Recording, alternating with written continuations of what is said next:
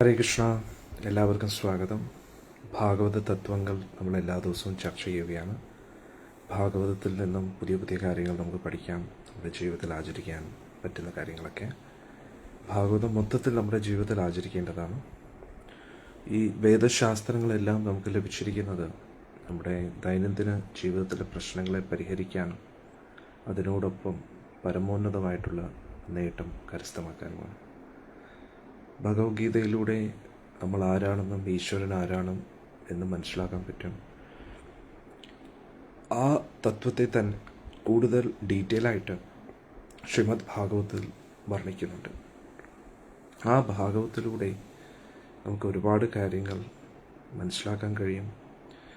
ഒരുപാട് നമ്മുടെ confusions solve ചെയ്യാൻ പറ്റും.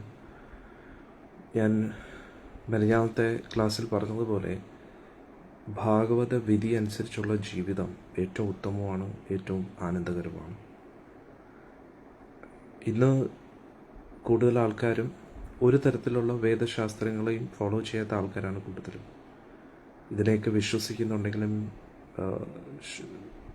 ദേവാലയങ്ങൾ സന്ദർശിക്കുന്നുണ്ടെങ്കിലും, അത് സനാതനധർമ്മമാണെങ്കിലും മറ്റു ഏത് മതങ്ങൾ ആണെങ്കിൽ പോലും അവർ ആ ഒരു ശാസ്ത്രങ്ങളൊക്കെ പഠിക്കുന്നുണ്ടെങ്കിലും, അവരുടേതായിട്ടുള്ള ശാസ്ത്രങ്ങൾ പഠിക്കുന്നുണ്ടെങ്കിലും അത് ആചരിക്കാൻ ശ്രമിക്കാറില്ല. കൂടുതൽ ആൾക്കാരും അവരുടെ ഊഹാപോഹം അനുസരിച്ച് ആണ് ജീവിക്കുന്നത്. ശാസ്ത്രവചനങ്ങൾ അത് നമ്മൾ ഇന്ന മതക്കാരായതുകൊണ്ട് നമുക്ക് എന്തായാലും അത് പഠിച്ചല്ലേ പറ്റൂ, അല്ലെങ്കിൽ പേരിന് വേണ്ടിയുള്ള ക്ഷേത്ര സന്ദർശനം, അങ്ങനെയാണ് കൂടുതലും നമുക്ക് കാണാൻ പറ്റുന്നത്. പക്ഷേ നമ്മളെങ്ങനെയാണോ നമ്മുടെ ഒരു രാജ്യത്തിൽ താമസിക്കുമ്പോൾ ആ രാജ്യത്തിൻ്റേതായിട്ടുള്ള നിയമനിബന്ധനകൾ കർക്കശമായിട്ട് പാലിക്കേണ്ടതായിട്ടുള്ളത്, അതേപോലെ ഒരു സീരിയസ്നെസ്സോടു കൂടി നമ്മൾ ആരും അത്ര ശാസ്ത്രങ്ങൾ പഠിക്കാറില്ല. അന്നേരം ഏറിയ പങ്കും ഇതിനെയൊക്കെ കംപ്ലീറ്റ്ലി റിജക്റ്റ് ചെയ്തുകൊണ്ട് അവരുടെ ഇഷ്ടം അനുസരിച്ച് ജീവിക്കുന്ന ആൾക്കാരാണ് കൂടുതലും. ഇനി അഥവാ ഫോളോ ചെയ്യുന്ന വ്യക്തികളാണെങ്കിലും അവരാരും അത്ര ഡീപ്പായിട്ട് ഫോളോ ചെയ്യുന്നില്ല. ഇനി അടുത്ത കുറച്ച് വിഭാഗം വ്യക്തികൾ അന്നേരം ഈ ശാസ്ത്രങ്ങളെ പഠിച്ച് ഫോളോ ചെയ്യുന്നവരെയാണ് കൂടുതൽ വൈദിക വിധി അനുസരിച്ച് ജീവിക്കുന്നവർ എന്ന് വേണമെങ്കിൽ പറയാം. പക്ഷെ അത് ഇല്ലെന്ന് തന്നെ പറയാം. ഇനി ഭാഗവത വിധി അനുസരിച്ച് ജീവിക്കുന്നവരോ, അതാണ് ഭക്തർ എന്ന് പറയുന്നത്. പക്ഷെ അതിലും യഥാർത്ഥ ഭക്തരെ കാണാൻ വളരെ ബുദ്ധിമുട്ടാണ്. ഭാഗവത ഭക്തിയിൽ പോകുന്ന വ്യക്തികളും കൂടുതലും പ്രഹസനം ചെയ്യുന്നവരായിരിക്കാം. വളരെ ചുരുക്കം വ്യക്തികൾ, ഒരു 100%-ൽ 1% ആൾക്കാരായിരിക്കും യഥാർത്ഥത്തിൽ ആ ഒരു ഭാഗവത തത്വങ്ങളെ മനസ്സിലാക്കി ജീവിതത്തിൽ ആചരിച്ച് പരമോന്നതമായിട്ടുള്ള ആ നേട്ടം കരസ്ഥമാക്കുന്നു. പരമോന്നതമായിട്ടുള്ള നേട്ടം എന്താണ്? ഭഗവാന്റെ ലോകത്തേക്ക് എത്തുക എന്നത്. ആ ഒരു പരമോന്നത അവസ്ഥയിലേക്ക് എത്തുന്നത് വളരെ കുറച്ച് ആൾക്കാരായിരിക്കും. അന്നേരം ആ ഒരു 1% ഉള്ളിൽ നമുക്കെങ്ങനെ കയറി പറ്റാം എന്നതാണ് നമ്മൾ ഈ ഭാഗവത തത്വത്തിലൂടെ ചർച്ച ചെയ്യുന്നത്. അതുകൊണ്ട് തന്നെ സോഷ്യൽ മീഡിയയിലുള്ള എല്ലാവരും ഈ ക്ലാസ് ചിലപ്പം കേൾക്കത്തില്ല. ആ 1% ആൾക്കാർ ആകാൻ ആഗ്രഹിക്കുന്ന വ്യക്തികൾ, ഒരുപക്ഷെ 100% ആൾക്കാരിൽ 1% ആൾക്കാരിൽ ആ 1%-ൽ 100%-ൽ നിന്നും 1% ചിലപ്പോൾ ഇത് ക്ലാസ്സുകളൊക്കെ കേൾക്കുന്നത്. അന്നേരം നമുക്ക് നോക്കാം. പിന്നെ ഭഗവാന്റെ അടുത്ത് എത്തുക എന്ന് പറഞ്ഞാൽ അത്ര എളുപ്പമുള്ള കാര്യമല്ല. അത് നല്ല ടഫ് യാത്രയാണ്, പക്ഷേ അതിസുഖകരവുമായിട്ടുള്ള യാത്രയാണ്. അതായത് ഭഗവത്ഗീതയിൽ ഭഗവാൻ പറയുന്നു, തപസ്യ എന്ന് പറഞ്ഞു കഴിഞ്ഞാൽ പൊതുവെ തുടക്കത്തിൽ വളരെ ബുദ്ധിമുട്ടായിട്ട് തോന്നും, പക്ഷേ ഒടുവിൽ അതിമധുരമായിട്ട് മാറും. അന്നേരം അതേപോലെയാണ് ഭഗവാന്റെ കാര്യത്തിൽ. നമുക്ക് ഇഷ്ടമുള്ള പല കാര്യങ്ങളും ഉപേക്ഷിക്കേണ്ടതായിട്ടുണ്ട്, ഇഷ്ടമല്ലാത്ത കാര്യങ്ങൾ ചെയ്യേണ്ടതായിട്ടുണ്ട്. അന്നേരം അത് മനസ്സിലാക്കി നമ്മൾ നമ്മുടെ ജീവിതത്തെ ചിട്ടപ്പെടുത്തി എടുക്കുമ്പോഴാണ് നമ്മുടെ ജീവിതം സൂപ്പറാകുന്നത്. പക്ഷെ നമ്മുടേതായിട്ടുള്ള ഊഹാപോഹങ്ങളും നമ്മുടേതായിട്ടുള്ള ചിന്താഗതി സങ്കല്പങ്ങൾ കൊണ്ട് അത് നമ്മുടേതല്ല, നമ്മുടെ മനസ്സിൻ്റെ ഊഹാപോഹങ്ങളാണ്. അതുകൊണ്ട് നമുക്കൊന്നും നേടിയെടുക്കാൻ കഴിയില്ല. കാരണം നമ്മുടെ മനസ്സിൻ്റെയും നമ്മുടെ പ്രവൃത്തിയുടെയും ഇതിനൊക്കെ അപ്പുറത്താണ് ഭഗവാന്റെ റേഞ്ച് എന്ന് പറയുന്നത്. കാരണം ഇതെല്ലാം ഭഗവാന്റെ സൃഷ്ടിയാണ്, സൃഷ്ടിയുടെ ഉള്ളിലാണ് നമ്മൾ പെട്ട് കിടക്കുന്നത്. ഭഗവാൻ ഈ സൃഷ്ടിക്ക് അപ്പുറത്താണ്. അതുകൊണ്ട് അദ്ദേഹത്തെ അറിയണമെങ്കിൽ അദ്ദേഹം പറഞ്ഞു നൽകിയ ആ വഴിയിലൂടെ മാത്രമേ നമുക്ക് സഞ്ചരിക്കാൻ കഴിയൂ. മനുഷ്യരുടേതായിട്ടുള്ള ഊഹാപോഹങ്ങൾക്ക് അവിടെ എത്താൻ കഴിയില്ല. ഇതിലേറെ പറയുന്നു, ബ്രഹ്മദേവന് പോലും ഭഗവാന്റെ ആ ഒരു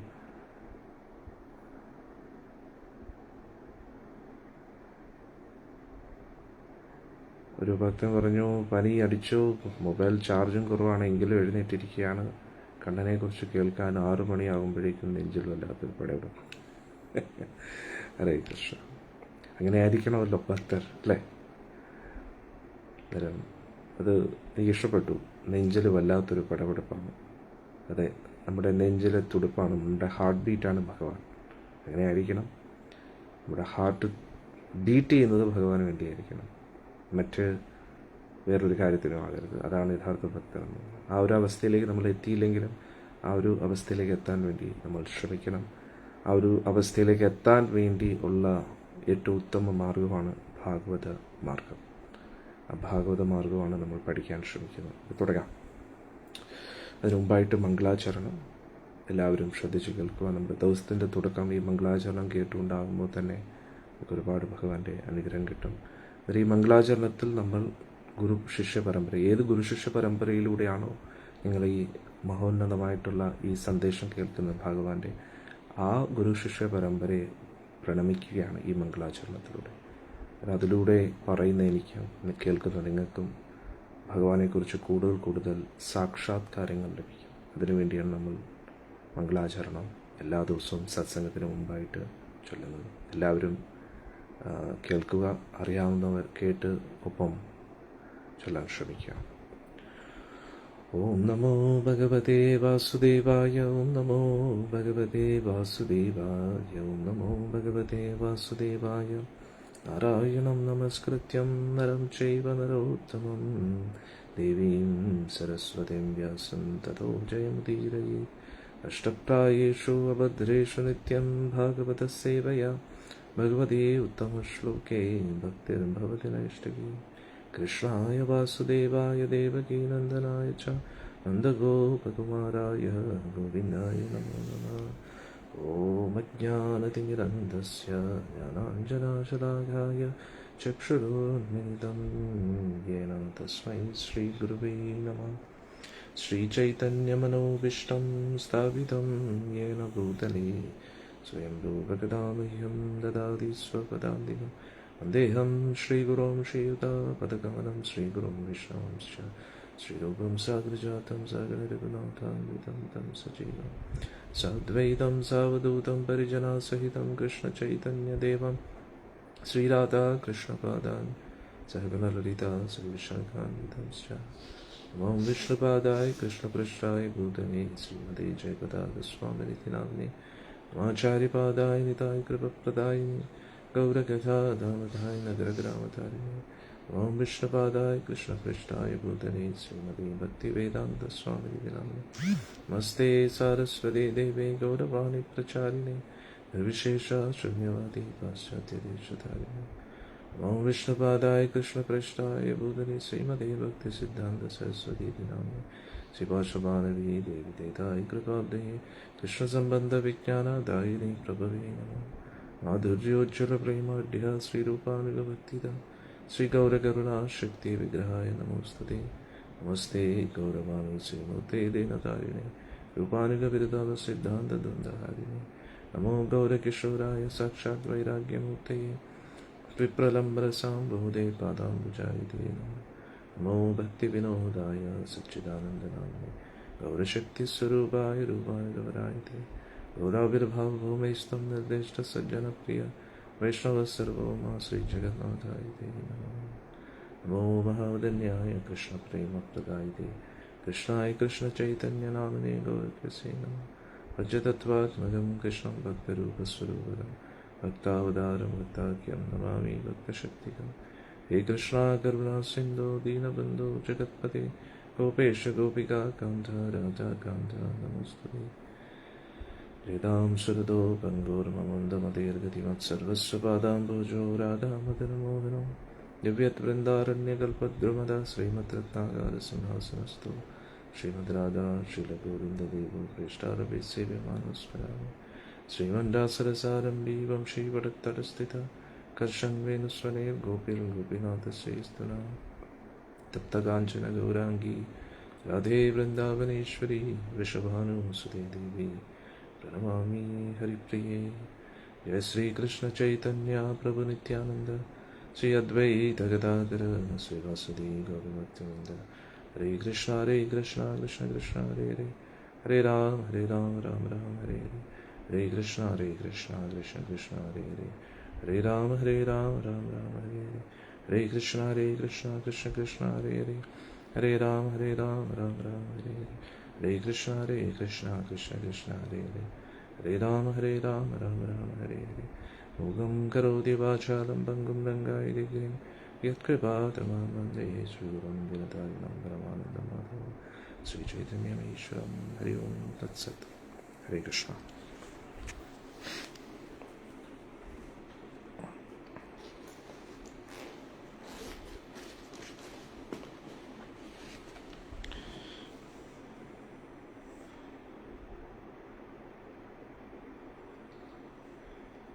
ശ്രീമദ് ഭാഗവത്തിലെ ചില പ്രധാനപ്പെട്ട ശ്ലോകങ്ങളും നമുക്ക്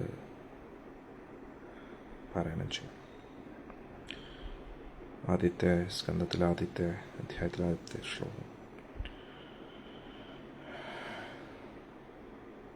ഓം നമോ ഭഗവതേ വാസുദേവായ.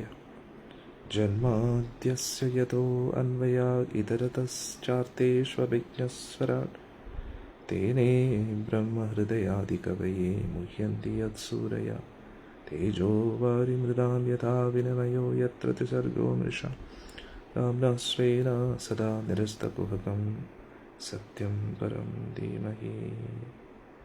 ധർമ്മപ്രോജിതകൈതവോ അത്ര പരമോ നിർമത്സരാണാം സദാ വേദ്യം വാസ്തവമത്ര വസ്തു ശിവതം താപത്രയോന്മൂലനം. ശ്രീമദ്ഭാഗവതേ മഹാമുനികൃതേ കിം വൈ പരൈരീശ്വര സദ്യോ ഹൃദയവരുദ്ധ്യത്തെ അത്ര കൃതിഭി ശുശ്രൂഷവിച്ഛക്ഷണ.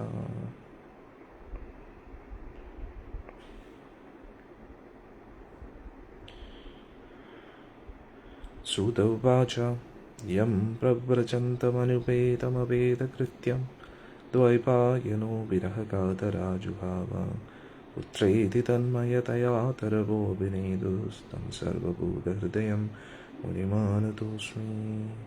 യസ്വാനുഭാവം അഖിലശ്രുതിസാരമേകം അധ്യാത്മദീപം അതിതിദീക്ഷതാം തമോന്ദം സംസാരിണാം കരുണായ പുരാണഗുഹ്യം തം വ്യാസസൂനമുപയാമി ഗുരും മുനിനാം. ഹരേ കൃഷ്ണ.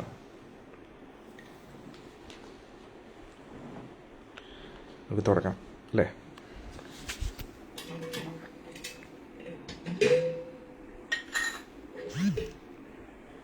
ഞാൻ കുറച്ച് വെള്ളം കുടിക്കാൻ. ഒരു മിനിറ്റ്.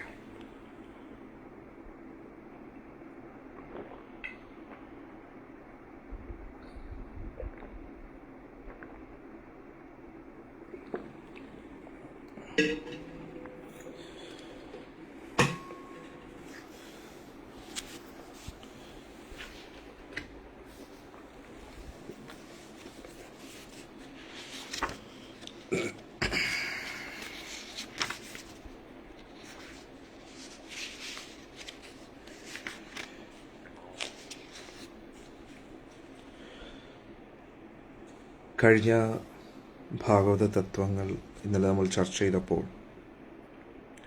6 പ്രധാനപ്പെട്ട ചോദ്യങ്ങളെക്കുറിച്ചാണ് നമ്മൾ ചർച്ച ചെയ്തത്. ഒരു ചോദ്യത്തിൻ്റെ ഉത്തരം സൂത ഗോസ്വാമി ദശമസ്കന്ധത്തിലൂടെയാണ് തരുന്നത്. അതായത് ഭഗവാൻ എന്തൊക്കെയാണ് ചെയ്യുന്നത്. അതായത് ആദ്യത്തെ 3 അധ്യായങ്ങളിലെ വിഷയങ്ങളാണ് നമ്മൾ ചർച്ച ചെയ്തത്. ഓക്കെ, ഇനി അടുത്ത അധ്യായത്തിലൂടെ എങ്ങനെയാണ് ശ്രീമദ് ഭാഗവതം രചിക്കപ്പെട്ടത്. കാരണം അവസാനമായിട്ട് ഋഷിമാർ ചോദിച്ച ഒരു ചോദ്യം, കലിയുഗം ഇത്രയും ശക്തമായിട്ടുള്ള ഈ കലിയുഗത്തിൽ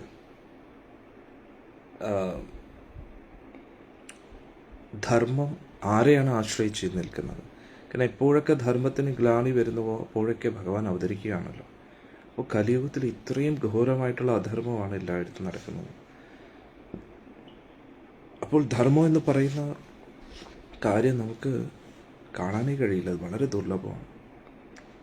അങ്ങനെ ഇരിക്കെ ആരെയാണ് ഈ ധർമ്മമെല്ലാം ആശ്രയിച്ചിരിക്കുന്നത് എന്നൊരു ചോദ്യമാണ്. അപ്പോഴാണ് പറഞ്ഞത്, കലിയുഗത്തിൽ ഭഗവാൻ ശ്രീമദ് ഭാഗവത്തിലൂടെയാണ് അവതരിച്ചിരിക്കുന്നത്. ആ ഭാഗവത്തെ പഠിപ്പിച്ച് നൽകാൻ വേണ്ടി തന്നെയാണ് ഭഗവാൻ ചൈതന്യ മഹാപ്രഭുവായിട്ടും വരുന്നത്. ആ ഭാഗവതമാണ് കലിയുഗത്തിൽ ഭഗവാന്റെ ഏറ്റവും പ്രധാനപ്പെട്ട ഭഗവാന്റെ അനുഭവങ്ങൾ, സാമീപ്യം നമുക്ക് അനുഭവിച്ചറിയാൻ ഏറ്റവും ഉത്തമ മാർഗം ഭാഗവതമാണ്. ആ ഭാഗവതത്തിലൂടെ നമ്മുടെ ഉള്ളിലെ ഭൗതിക മാലിന്യങ്ങളൊക്കെ പോവുകയും ഭഗവാനുമായിട്ട് കൂടുതൽ അടുക്കുകയും അതൊക്കെ ചെയ്യും. അന്നേരം ഉടനെ ചോദിച്ചിരുന്നു, എങ്ങനെയാണ് ഭാഗവതം രചിക്കപ്പെട്ടത്, അതിനുണ്ടായ കാരണം എന്താണ് എന്നൊക്കെ ഒരു ചോദ്യമാണ്. ഓക്കെ, നമുക്ക് അതിനെ വിശദമായിട്ട് പഠിക്കാം. അപ്പോൾ 6 ചോദ്യങ്ങൾ, അതായിരുന്നു ആദ്യത്തെ ഭാഗം. അതിനെക്കുറിച്ച് ഏറെക്കുറെ നമ്മൾ ചർച്ച ചെയ്ത് കഴിഞ്ഞു. ഇനി അടുത്ത ഭാഗം, ഭാഗവതം എങ്ങനെ രചിക്കപ്പെട്ടു, അതിനെക്കുറിച്ചാണ് നമ്മൾ ഇനി പഠിക്കുന്നത്. തുടരാം. വ്യാസമഹർഷി സാധാരണ ജനങ്ങളുടെ നന്മയ്ക്കായി അദ്ദേഹം വേദങ്ങളെ 4 വിഭാജിച്ചു. കാരണം വേദങ്ങൾ വളരെ കോംപ്ലിക്കേറ്റഡ് ആയിട്ടുള്ളൊരു വിഷയം, വളരെ ബുദ്ധിമുട്ടാണ് സാധാരണക്കാർക്ക് മനസ്സിലാക്കാൻ വേണ്ടി. അത്രത്തോളം ഡീറ്റെയിൽ ആയിട്ട് ഒരുപാട് കാര്യങ്ങൾ അതിൽ ചർച്ച ചെയ്യുന്നുണ്ട്. പക്ഷേ അത് പഠിച്ചു പോകുന്ന സമയത്ത് വ്യക്തികൾക്ക് അതിൻ്റെ ലക്ഷ്യം എന്താണെന്ന് മനസ്സിലാക്കാൻ വളരെ ബുദ്ധിമുട്ടാണ്. വേദങ്ങൾ എന്ന് പറഞ്ഞാൽ ഒരു സൂപ്പർ മാർക്കറ്റ് പോലെയാണ്. അതിൻ്റെ ഉള്ളിൽ പല പല വസ്തുക്കളും കാണും. പക്ഷെ ആ എല്ലാ വസ്തുക്കളും നമുക്ക് ആവശ്യമുള്ളതായിരിക്കത്തില്ല. നമുക്ക് ആവശ്യമുള്ളത് നമ്മൾ കണ്ടുപിടിക്കുക, അത് നമുക്ക് ഉപയോഗിക്കാം. അങ്ങനെയാണ് വേദങ്ങൾ. അതുകൊണ്ട് മൊത്തം വേദങ്ങളുടെ എല്ലാ ഭാഗങ്ങളും ഇമ്പോർട്ടൻ്റ് ആണ് നമ്മൾ കരുതരുത്. പിന്നെ ഈ വേദങ്ങളുടെ ഉദ്ദേശം എന്താണ്, ഞാനത് പറഞ്ഞു. വേദങ്ങളുടെ ലക്ഷ്യം തന്നെ സംബന്ധ ആഭിധേയ പ്രയോജനം, അതാണ് നമ്മൾ മനസ്സിലാക്കേണ്ടത്. ഇപ്പോൾ ഉദാഹരണത്തിന് ഗവൺമെൻറ് തന്നെ ബിവറേജ് ഷോപ്പുകൾ നടത്തുന്നുണ്ട്. അല്ലെങ്കിൽ പിന്നെ പല കമ്പനികളും സിഗരറ്റ് മാനുഫാക്ചറിങ് കമ്പനീസുണ്ട്. അവർ സിഗരറ്റ് ഉണ്ടാക്കിക്കൊണ്ടിരിക്കുന്നു. എന്നിട്ട് അത് ഉണ്ടാക്കുന്നു എന്നതിൻ്റെ അർത്ഥം അത് എല്ലാവർക്കും ആവശ്യമുള്ളതാണ് എന്നല്ലല്ലോ. മനസ്സിലായില്ലേ? ചിലവർക്ക് അതിനെ ആ ഒരു ത്വരയെ നിയന്ത്രിക്കാൻ കഴിയുന്നില്ല. അതുകൊണ്ട് അത് കൊടുത്തില്ല എങ്കിൽ അവർ അതിന് പകരം അവരുടെ കൂടുതൽ രൂക്ഷമാകുന്ന വസ്തുക്കൾ ചിലപ്പം ഉപയോഗിച്ചാലോ എന്ന് പേടിച്ചിട്ടായിരിക്കാം. അല്ലെങ്കിൽ എന്തിൻ്റെ പേരിലാണ്, കാശ് കിട്ടാനും പ്രോഫിറ്റിനും എല്ലാം ഉദ്ദേശിച്ചുകൊണ്ട് എന്തിൻ്റെ പേരിലാണെങ്കിലും അവർ ലഹരി പദാർത്ഥങ്ങളെ ഈ ലോകത്തിൽ കൊണ്ടുവരുന്നുണ്ട് പല രീതിയിലും. അതിൻ്റെ അർത്ഥം അത് എല്ലാവർക്കും ഉപയോഗമുള്ളതാണോ? അല്ല. ഇതേപോലെ വേദങ്ങളിൽ പല കാര്യങ്ങളും പറയുന്നുണ്ട്. അധമമായിട്ടുള്ള ആരാധനാ രീതികൾ, തമോഗുണത്തിലുള്ള ആരാധനാ രീതികൾ, അതൊക്കെ ഒരു സെക്ഷനാണ്. ഒരുപാട് കാര്യങ്ങൾ, ആയുർവേദം, ധനുർവിദ്യകൾ, ആയുധന കലകളൊക്കെ കുറിച്ചൊക്കെ അങ്ങനെ ഒരുപാട് ഡീപ്പായിട്ട് ഒരുപാട് യജ്ഞങ്ങളുടെ വിധികളും ആർക്കിടെക്ചറൽ രീതിയിലുള്ളതും മാത്തമാറ്റിക്കൽ രീതിയിലുള്ളതും ഇങ്ങനെ ഒരുപാട് കാര്യങ്ങൾ പഠിപ്പിക്കുന്നുണ്ട്. പല പല സബ്ജക്ട്സും അവിടെ ചർച്ച ചെയ്യപ്പെടാറുണ്ട്. പക്ഷേ ഇതൊക്കെ എന്തിനു വേണ്ടിയാണ് എന്ന് നമ്മൾ മനസ്സിലാക്കണം.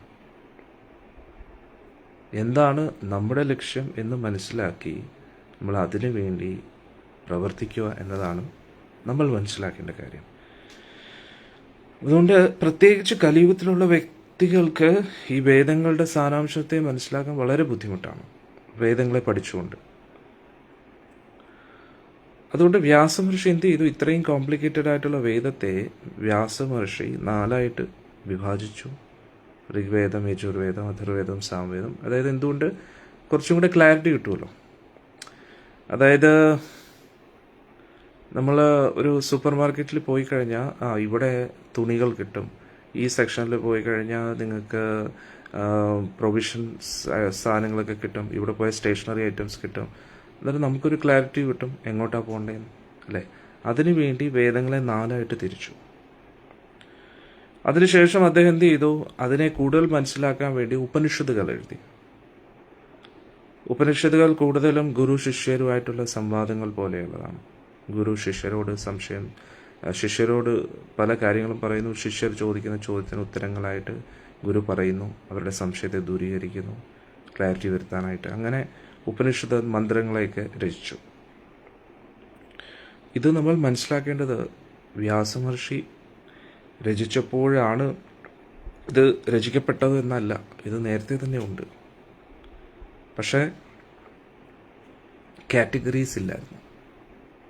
ഇപ്പോൾ ഭഗവത്ഗീത തന്നെ നമ്മൾ നോക്കുകയാണെങ്കിൽ 1-ാമത്തെ അധ്യായം, 2-ാമത്തെ അധ്യായം അങ്ങനെ ഇല്ലല്ലോ. ഭഗവാൻ അങ്ങനെ അർജുനോട് 1-ാമത്തെ അധ്യായം അർജുന ഇന്ന, 2-ാമത്തെ അധ്യായം ഇന്ന, അങ്ങനെയല്ലല്ലോ പറഞ്ഞത്. ഭഗവാൻ ഡയറക്റ്റ്ലി അർജുനുമായിട്ട് സംസാരിക്കുകയാണ്. നമുക്കത് മനസ്സിലാക്കാൻ വേണ്ടി ഓരോരോ അധ്യായങ്ങൾക്ക് പേരുകളും പിന്നെ ശ്ലോക നമ്പരും ഒക്കെ അങ്ങനെ കാറ്റഗറൈസ് ചെയ്തിരിക്കുന്നത് എന്തിനു വേണ്ടിയാണെന്ന് വെച്ചാൽ നമുക്ക് ആ വിഷയത്തെ കുറച്ചും കൂടെ മനസ്സിലാക്കാൻ വേണ്ടിയാണ്.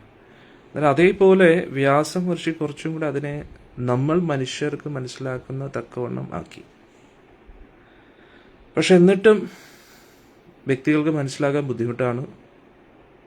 അതുകൊണ്ട് പ്രത്യേകിച്ച് കലിയുഗത്തിലുള്ളവർക്ക്, അതുകൊണ്ട് പുരാണങ്ങൾ എഴുതി, ഇതിഹാസം എഴുതി, മഹാഭാരതവും രാമായണവും ഒക്കെ.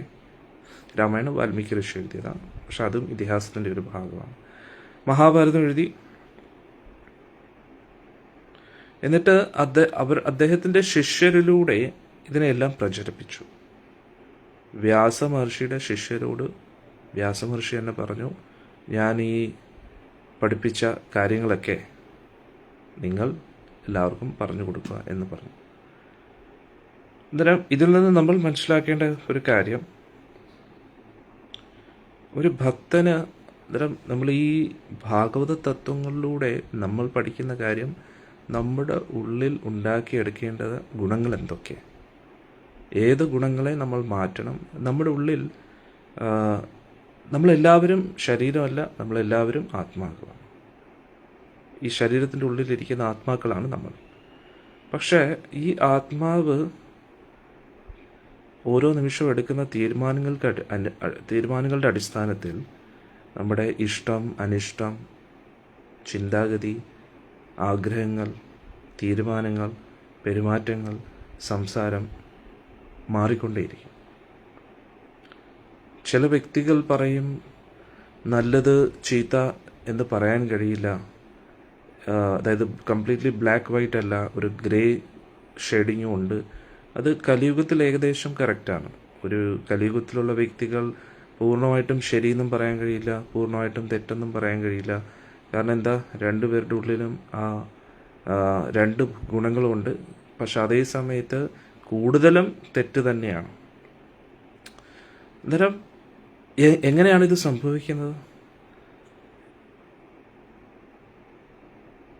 അതായത് ഒരു കുട്ടി പരീക്ഷയിൽ ഓരോ ചോദ്യത്തിനും എങ്ങനെ ഉത്തരം എഴുതുന്നു അതിനനുസരിച്ചാണല്ലോ മാർക്ക് ലഭിക്കുന്നത്. അന്നേരം കൂടുതൽ കുട്ടികൾക്ക് 100-ൽ 100 മാർക്ക് കിട്ടുന്നില്ല എന്നതിൻ്റെ അർത്ഥം എല്ലാ കുട്ടികൾക്കും, ഒരു കുട്ടിക്കും അത് പറ്റത്തില്ല എന്നല്ലല്ലോ. അന്നേരം കൂടുതൽ പേരും നല്ലതും ചീത്തയും നല്ല ഗുണങ്ങളും ചീത്ത ഗുണങ്ങളും ഉണ്ട് എന്നതിൻ്റെ അർത്ഥം നല്ല ഗുണങ്ങൾ മാത്രമുള്ള വ്യക്തികൾ ഇല്ല എന്നല്ല. അങ്ങനെയുള്ള വ്യക്തികൾ ഉണ്ടായതുകൊണ്ടാണ് ഈ പുരാണങ്ങളൊക്കെ എഴുതി അവരിലൂടെ അവരുടെ ജീവിതം നമ്മുടെ മുമ്പിൽ കാണിച്ചുകൊണ്ട് നമുക്കൊരു പ്രചോദനം നൽകുകയാണ് വ്യാസമഹർഷി. അങ്ങനെയുള്ള ശ്രേഷ്ഠമായിട്ടുള്ള വ്യക്തികളും ഉണ്ട്. എന്നിട്ട് ഞാൻ പറഞ്ഞു വന്നത്, ആത്മാവിന് എപ്പോഴും ചോയ്സുകളുണ്ട്. ഒന്നെങ്കിൽ സത്മാർഗത്തിൽ പോവുക, അല്ലെങ്കിൽ അസത് മാർഗത്തിലൂടെ പോവുക. ചില വ്യക്തികൾ കുറച്ച് സത്മാർഗവും കുറച്ച് അസത് മാർഗവും അങ്ങനെ പോകാറുണ്ട്. പക്ഷെ എത്രത്തോളം സത്മാർഗത്തിൽ സഞ്ചരിക്കുന്നോ അത്രത്തോളം സത്ഫലങ്ങൾ അവർക്ക് ലഭിക്കും. എത്രത്തോളം അസത് പ്രവൃത്തികൾ ചെയ്യുന്നോ അതിനനുസരിച്ചുള്ള അസത് ഫലങ്ങളും അവർക്ക് ലഭിക്കും. എന്നിട്ട് ഇത് ആരുടെ കയ്യിലാണ്? നമ്മുടെ തീരുമാനങ്ങളുടെ അടിസ്ഥാനത്തിൽ. അന്നേരം പൊതുവെ ഒരു തത്വചിന്തകൻ പറയാറുണ്ട്, life is a journey from birth to death. ജീവിതം എന്ന് പറയുന്നത് ജനനം മുതൽ മരണം വരെയുള്ള ഒരു യാത്രയാണ്. The progress of our life depends on the choices that we make. അന്നേരം നമ്മൾ ആൽഫബറ്റിക്കൽ ഓർഡർ അനുസരിച്ച് നോക്കുമ്പോൾ A, B, C, D. അന്നേരം B എന്ന് പറയുന്നത് ബർത്തും D എന്ന് പറയുന്നത് ഡെത്തും. സോ ലൈഫ് എന്ന് പറഞ്ഞാൽ B മുതൽ D വരെയുള്ള ഒരു യാത്രയാണ്.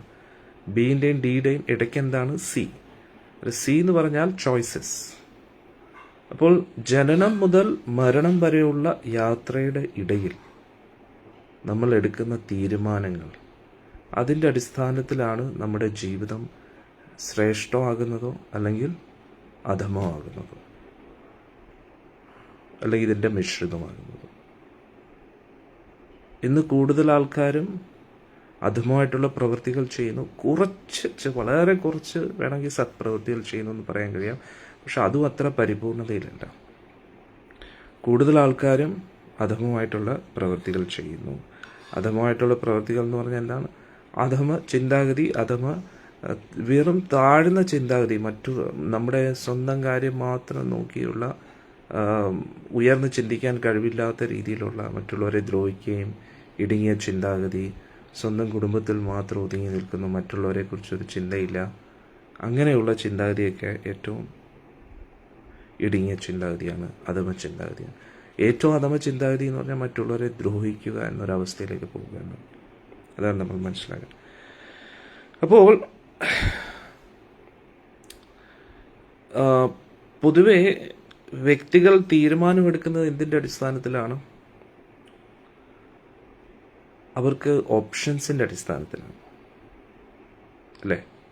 ഇപ്പോൾ നമ്മുടെ ജീവിതത്തിൽ ഓരോ നിമിഷങ്ങൾ, അവസ്ഥകൾ നമ്മുടെ മുമ്പിൽ വരുമ്പോൾ ആ അവസ്ഥയിൽ നമുക്കെടുക്കാൻ വേണ്ടി നമ്മുടെ മുമ്പിൽ കുറേ ഓപ്ഷൻസ് കിട്ടണം. ആ ഓപ്ഷൻസിൻ്റെ അടിസ്ഥാനത്തിലാണ് നമ്മൾ ആ തീരുമാനം എടുക്കുന്നത്.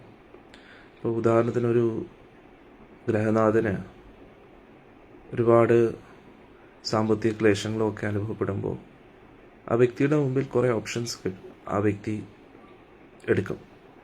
ആ ഓപ്ഷൻസ് എന്തിൻ്റെ അടിസ്ഥാനത്തിലായിരിക്കും? ആ വ്യക്തി ഏതൊക്കെ വ്യക്തികളുമായിട്ട് ഇടപെടുന്നോ അതിൻ്റെ അടിസ്ഥാനത്തിലായിരിക്കും ഓപ്ഷൻസ് കണ്ടുപിടിക്കുന്നത്. ഏത് സാഹചര്യത്തിലും നമ്മുടെ ഗുണങ്ങൾക്കനുസരിച്ച് നമുക്ക് പല ഓപ്ഷൻസും തിരഞ്ഞെടുക്കാൻ പറ്റും. തമോ ഗുണത്തിലുള്ള വ്യക്തികളുടെ മുമ്പിൽ കുറച്ച് ഓപ്ഷൻസ് കാണും, രജോ ഗുണത്തിലുള്ള വ്യക്തികളുടെ മുമ്പിൽ കുറേ ഓപ്ഷൻസ് കാണും, സത്വഗുണത്തിലുള്ള വ്യക്തികളുടെ മുമ്പിൽ കുറേ ഓപ്ഷൻസ് കാണും. അന്നേരം ഏത് തരം വ്യക്തികളുമായിട്ട് നമ്മൾ കൂടുതൽ ഇടപെടുന്നുവോ ആ വ്യക്തികളുടെ സമ്പർക്കത്താൽ നമ്മുടെ ഉള്ളിൽ വരുന്ന നമ്മുടെ മനോഭാവം എങ്ങനെ തയ്യാറാകുന്നുവോ അതിനനുസരിച്ചായിരിക്കും ഓരോ സാഹചര്യത്തിലും നമ്മൾ തീരുമാനമെടുക്കുന്നത്. ഇപ്പോൾ വളരെ തമോ ഗുണത്തിലുള്ള വ്യക്തികളാണെങ്കിൽ അവർ ചിലപ്പോൾ മറ്റുള്ളവരെ മോഷ്ടിക്കുക, മറ്റുള്ളവരെ ദ്രോഹിച്ച് കാശുണ്ടാക്കുക എന്നൊരു തീരുമാനമെടുക്കും. അല്ലെങ്കിൽ രജോ ഗുണത്തിലുള്ള വ്യക്തികളാണെങ്കിൽ എന്തെങ്കിലും ചെയ്ത് മറ്റുള്ളവരെ പറ്റിച്ചെങ്കിലും എന്തെങ്കിലും ഉണ്ടാകാൻ നോക്കും. സാത്വിക രീതിയിലുള്ള വ്യക്തിയാണെങ്കിൽ ആ സാഹചര്യത്തെ മനസ്സിലാക്കി ഇനി എന്ത് ചെയ്യാം എന്ന് പ്രാക്ടിക്കലി ചിന്തിച്ചു തീരുമാനം. അന്നേരം ഗുണങ്ങൾക്കനുസരിച്ച് നമ്മൾ ഓരോ നിമിഷവും തീരുമാനങ്ങൾ എടുക്കുന്നു. നമ്മൾ ഗുണങ്ങളെ നിശ്ചയിക്കുന്നു, ഗുണങ്ങൾ നമ്മുടെ തീരുമാനങ്ങളെ നിശ്ചയിക്കുന്നു. മനസ്സിലായില്ലേ? നമ്മൾ ഗുണങ്ങളെ എങ്ങനെ നിശ്ചയിക്കുന്നു? സാഹചര്യത്തിൻ്റെ അടിസ്ഥാനത്തിൽ. നമ്മൾ ഏത് സാഹചര്യത്തിൽ ഇരിക്കണം, ആരുടെ കൂട്ടത്തിൽ ഇരിക്കണം എന്ന് തീരുമാനിക്കുന്നത് നമ്മളാണ്. എന്നിട്ട് ആ കൂട്ടത്തിൽ ഇരിക്കുന്നതിനനുസരിച്ച് നമ്മുടെ ചിന്താഗതിയും മനോഭാവവും ആ രീതിയിലാകുന്നു. നമ്മുടെ ചിന്താഗതിയും മനോഭാവവും അങ്ങനെ ആകുമ്പോൾ തീരുമാനങ്ങളും അങ്ങനെ ആയിരിക്കും.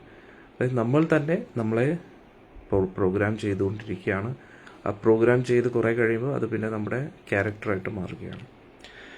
അപ്പോൾ ഇവിടെ വ്യാസമഹർഷി എന്തിനാണ് ഈ ഗ്രന്ഥങ്ങളൊക്കെ എഴുതിയത് എന്ന് ചോദിച്ചാൽ, he is giving us better options. നമുക്ക് ഒരുപാട് നല്ല നല്ല ഓപ്ഷൻസ് നൽകുകയാണ് വ്യാസമഹർഷി. അതിനു വേണ്ടിയാണ് നമ്മളിതൊക്കെ പഠിക്കേണ്ടത്. ഇത് പഠിക്കുന്നതിലൂടെ ഏറ്റവും കൂടുതൽ നമ്മൾ ഫോക്കസ് ചെയ്യേണ്ടത് ഇതിനെ ആചരിക്കുന്നതിനെ കുറിച്ചാണ്. കാരണം നമ്മളത് ആചരിക്കാൻ ശ്രമിച്ചില്ല എങ്കിൽ പിന്നെ നമ്മൾ എന്തിനാണ് ഇതൊക്കെ വായിക്കുന്നത്? അത് നമ്മൾ കമ്പ്യൂട്ടർ പഠിക്കുന്നു, പക്ഷേ ആ കമ്പ്യൂട്ടർ ഓപ്പറേറ്റ് ചെയ്യാൻ അറിഞ്ഞില്ല എങ്കിൽ, ഒരിക്കലും കമ്പ്യൂട്ടറിന് മുമ്പ് ഇരിക്കുന്നില്ല എങ്കിൽ, അല്ലെങ്കിൽ നമ്മളൊരു പുതിയ മൊബൈൽ ഫോൺ മേടിച്ചു, അതിൻ്റെ മാനുവൽ മാത്രം പഠിക്കുന്നു, മൊബൈൽ അത് തുറന്ന് നോക്കുന്നില്ല, മൊബൈൽ അത് ഓപ്പറേറ്റ് ചെയ്യാൻ ശ്രമിക്കുന്നില്ല, മൊബൈൽ ഉപയോഗിക്കുന്നില്ല എങ്കിൽ പിന്നെ ആ മാനുവൽ കൊണ്ട് എന്താണ് പ്രയോജനം? അപ്പോൾ ഇവിടെ വ്യാസമഹർഷി നമ്മളെ പഠിപ്പിക്കുന്നത് തീരുമാനങ്ങൾ എങ്ങനെ എടുക്കാം എന്നതാണ്. ഈ വേദശാസ്ത്രങ്ങളിലൂടെ ധർമ്മിഷ്ഠനായിട്ടുള്ളൊരു വ്യക്തി എങ്ങനെയായിരിക്കണം ഓരോ സാഹചര്യത്തിലും തീരുമാനങ്ങൾ എടുക്കേണ്ടത് എന്നതാണ് വളരെ സിമ്പിളായിട്ട് പറയുകയാണെങ്കിൽ വേദങ്ങളിലും ഉപനിഷത്തുകളിലും പുരാണങ്ങളിലും ഒക്കെ പറഞ്ഞിരിക്കുന്നത്. ബെറ്റർ ഓപ്ഷൻസ് നൽകുകയാണ്. അതായത് ബേസിക്കലി സാമം, ദാനം, ഭേദം, ദണ്ഡം എന്നൊരു രീതി. എന്താണിത്? അതായത് ഇതൊരു ശിക്ഷണത്തിൻ്റെ രീതിയാണ്. അതായത് ആദ്യം തത്വങ്ങൾ പറഞ്ഞു കൊടുക്കുക, ഇങ്ങനെയാണ് അങ്ങനെയാണെന്ന് പറഞ്ഞു കൊടുക്കുക, അതാണ് സാമം, ഉപദേശങ്ങളിലൂടെ. എന്നിട്ട് ചില ഫലസ്തുതികളിലൂടെ, അതായത് ഇത് നീ ചെയ്യുവാണെങ്കിൽ നിനക്ക് ഇത് കിട്ടും കേട്ടോ, അത് കിട്ടും കേട്ടോ, ഇത് കിട്ടും കേട്ടോ, അതിലൂടെ ഒരു പ്രചോദനം കൊടുക്കുക.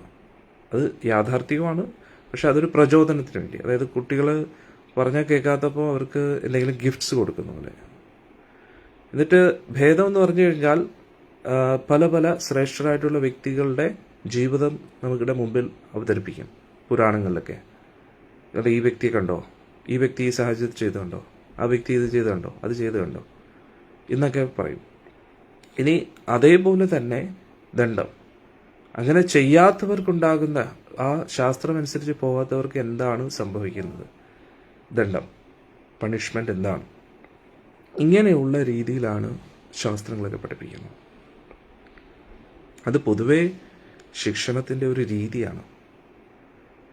എന്നാൽ ഈ ഒരു പ്രക്രിയയിലൂടെ നമുക്ക് പഠിക്കാൻ പറ്റും. അന്നേരം നമ്മളെല്ലാവരും കുട്ടികളാണ്, എന്നും കുട്ടികളാണ്. പ്രത്യേകിച്ച് ഭഗവാന്റെ മുമ്പിലും ഗുരുവിൻ്റെ മുമ്പിലും ആ ഒരു ബോധത്തോടുകൂടി നമ്മൾ ഇരിക്കുകയാണെങ്കിൽ നമുക്ക് ഒരുപാട് ഉയരാൻ കഴിയും എന്ന് നമ്മൾ മനസ്സിലാക്കുക. എപ്പോഴും നമ്മൾ മനസ്സിലാക്കുക, ഭഗവാന്റെ മുമ്പിലും ഗുരു പരമ്പരയുടെ മുമ്പിലും നമ്മൾ എത്രത്തോളം നമസ്കരിക്കുന്നു, തലകുനിക്കുന്നു, അത് പുറമേ മാത്രമല്ല, ഹൃദയാംഗതമായിട്ടും. നമ്മൾ എന്തിനാണ് നമസ്കരിക്കുന്നത്? ഭഗവാനെ നമ്മൾ വിശ്വസിക്കുന്നു, ഗുരു പരമ്പരയെ നമ്മൾ വിശ്വസിക്കുന്നു, ഭഗവാന്റെ നിർദ്ദേശങ്ങൾ ഞാൻ ഹൃദയാംഗതമായിട്ട് സ്വീകരിക്കുന്നു, അതിനനുസരിച്ച് ജീവിക്കാൻ ഞാൻ തയ്യാറാണ് എന്നതിൻ്റെ പേരിലാണ് നമ്മൾ പൊതുവെ നമസ്കരിക്കുന്നത്. അങ്ങനെ നമ്മൾ സറണ്ടേർഡ് ആകുമ്പോൾ, ശരണാഗതരാകുമ്പോൾ നമ്മുടെ ജീവിതം മെച്ചപ്പെടും. നമ്മൾ പുറമേ നമസ്കരിച്ചിട്ടും ഉള്ളിൽ അത് സ്വീകരിക്കാതിരിക്കുകയാണെങ്കിൽ അതിൽ കാര്യമില്ല. ഇനി നമ്മൾ ഉള്ളിൻ്റെ ഉള്ളിൽ നിന്ന് ആ നിർദ്ദേശങ്ങളെ പാലിക്കാതെ നമ്മുടെ ഇഷ്ടം അനുസരിച്ച് ജീവിക്കുകയാണെങ്കിൽ അത് നമ്മുടെ പ്രശ്നങ്ങളെ പരിഹരിക്കത്തില്ല. അത് മനസ്സിലാക്കുക. കാരണം ഒരു ഡോക്ടറിൻ്റെ അടുത്ത് പോയിട്ട് നമ്മൾ ചികിത്സ തേടി, ആളതിൻ്റെ ട്രീറ്റ്മെൻറ്റ് പറഞ്ഞു തന്നു, മരുന്ന് ഇതെല്ലാം പറഞ്ഞു നൽകി, പക്ഷെ ആ നിർദ്ദേശങ്ങളെ നമ്മൾ സ്വീകരിക്കാൻ തയ്യാറല്ല എങ്കിൽ പിന്നെ നമ്മുടെ രോഗം മാറുമോ? ഇല്ല. നമ്മൾ ഒന്നാതെ രോഗബാധിതരാണ്, അതിൽ നമ്മൾ ദുഃഖിതരുമാണ്, അതിൻ്റെ പ്രശ്നങ്ങൾ നമ്മൾ നേരിട്ടുകൊണ്ടേയിരിക്കുകയാണ്. അങ്ങനെയുള്ള സാഹചര്യത്തിൽ നമ്മൾ കൂടുതൽ ഡോക്ടറിൻ്റെ നിർദ്ദേശങ്ങളെ പാലിക്കണം. നമ്മളത് പൂർണ്ണമായിട്ട് അവഗണിക്കുകയാണെങ്കിൽ അത് ഏറ്റവും വലിയ മണ്ടത്തരമല്ലേ? പ്രത്യേകിച്ച് നമ്മൾ ക്രിട്ടിക്കൽ സ്റ്റേജിലോട്ട് പോകുന്നതിനനുസരിച്ച്. എന്നിട്ട് അതിന് പകരം നമ്മൾ നമ്മുടേതായിട്ടുള്ള ഊഹാപോഹങ്ങൾക്കനുസരിച്ച് ഏതെങ്കിലും മരുന്ന് കടയിൽ പോയി നമുക്കിഷ്ടമുള്ള ഏതെങ്കിലും മരുന്ന് കഴിച്ചതുകൊണ്ട് രോഗം മാറും, അല്ലെങ്കിൽ ഒരു മരുന്നും സ്വീകരിക്കാതിരുന്നുകൊണ്ട് രോഗം മാറുമോ? രോഗം കൂടുതൽ ശക്തമാകത്തേ ഉള്ളൂ. ഇതാണ് ബേസിക് പ്രിൻസിപ്പിൾ. ഇന്ന് കൂടുതൽ ആൾക്കാരും ഞാൻ ഈ പറഞ്ഞ ഉദാഹരണം അനുസരിച്ച് ഒരു തരത്തിലുള്ള ട്രീറ്റ്മെൻറ്റ് എടുക്കാനും തയ്യാറല്ലാതെ, ഒരു തരത്തിലുള്ള മരുന്ന് ഫോളോ ചെയ്യുന്നില്ല, ഒരു തരത്തിലുള്ള ഡോക്ടർ പറയുന്ന കാര്യങ്ങളും ഫോളോ ചെയ്യാതെ അവരുടെ ഇഷ്ടം അനുസരിച്ച് എന്തെങ്കിലുമൊക്കെ മരുന്നുകൾ കഴിച്ചുകൊണ്ടിരിക്കുക. അതായത് സ്ഥിരം പൊതുവേ ഒരു രീതി എന്ന് പറഞ്ഞാൽ എന്തെങ്കിലും ഒരു പെയിൻ വരുമ്പോൾ എന്തെങ്കിലും ഒരു പെയിൻ കില്ലർ കഴിക്കുക. പക്ഷെ അത് ഏത് ഗുളികയാണ്, എന്താണ്, അത് നമ്മുടെ ശരീരത്തെ ഏത് രീതിയിൽ ബാധിക്കുമെന്നൊന്നും നമ്മൾ ചിന്തിക്കാറില്ല പൊതുവെ. ഉറക്ക ഗുളികളാണെങ്കിലും എങ്ങനെയാണെങ്കിലും. എന്നാൽ അതൊന്നും അല്ലല്ലോ റിയൽ സൊല്യൂഷൻ. ഓരോ ബോഡിയും വ്യത്യസ്തമാണ്. ആ ബോഡിക്ക് അനുസരിച്ച് ആ സമയത്ത് എന്താണ് ഏറ്റവും അനുയോജ്യമായിട്ടുള്ളത് എന്ന് നമ്മൾ നന്നായി അറിയാവുന്നൊരു വ്യക്തിയുടെ നിർദ്ദേശങ്ങളനുസരിച്ച് ഫോളോ ചെയ്യുമ്പോൾ കാര്യങ്ങൾ കുറച്ചും കൂടെ സിമ്പിളായിരിക്കും, കുറച്ചും കൂടെ ബെറ്റർ ആയിരിക്കും, അല്ലേ? അന്നേരം ഇതാണ് ഇതെല്ലാം എഴുതുന്നതിൻ്റെ കാരണം. വേദശാസ്ത്രങ്ങളൊക്കെ എഴുതിയതിൻ്റെ കാരണം ഇതാണ്. സാമന്താനം, ഭേദം, ദണ്ഡം, ഇതാണ് പഠിപ്പിച്ചുകൊണ്ടിരിക്കുന്നത്. ഒരു മനുഷ്യൻ എങ്ങനെയാണ് ജീവിക്കേണ്ടത്. മൃഗങ്ങൾക്ക് വേണ്ടിയല്ല ഈ ശാസ്ത്രങ്ങളൊക്കെ. മൃഗങ്ങൾക്ക് മനസ്സിലാവത്തില്ല, പഠിക്കാൻ അറിയത്തില്ല. പക്ഷെ മനുഷ്യരായിട്ടും നമ്മൾ ഇതൊക്കെ പഠിച്ചില്ല എങ്കിൽ നമ്മൾ മൃഗങ്ങൾ തന്നെയാണ്. ഒടുവിൽ വേദശാസ്ത്രങ്ങളെ പഠിക്കാത്തത് കാരണം നമ്മൾ നമ്മുടെ ഊഹാപോഹങ്ങൾക്കനുസരിച്ച് തീരുമാനമെടുക്കുമ്പോൾ ഒടുവിൽ നമുക്ക് അതിൻ്റേതായിട്ടുള്ള തെറ്റുകൾ സംഭവിക്കും, പാപകർമ്മങ്ങളിൽ ഏർപ്പെടും.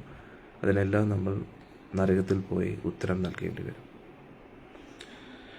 അതുകൊണ്ട് അങ്ങനെയുള്ള നരകയാതനകളിൽ നിന്ന് നമ്മളെ രക്ഷപ്പെടുത്താനുള്ള മാർഗങ്ങളാണ് വ്യാസമഹർഷി ശാസ്ത്രങ്ങളിലൂടെ പറഞ്ഞു നൽകുന്നത്. അതായത് എന്തുകൊണ്ട് പറഞ്ഞു നൽകുന്നു? അദ്ദേഹത്തിൻ്റെ കാരുണ്യം.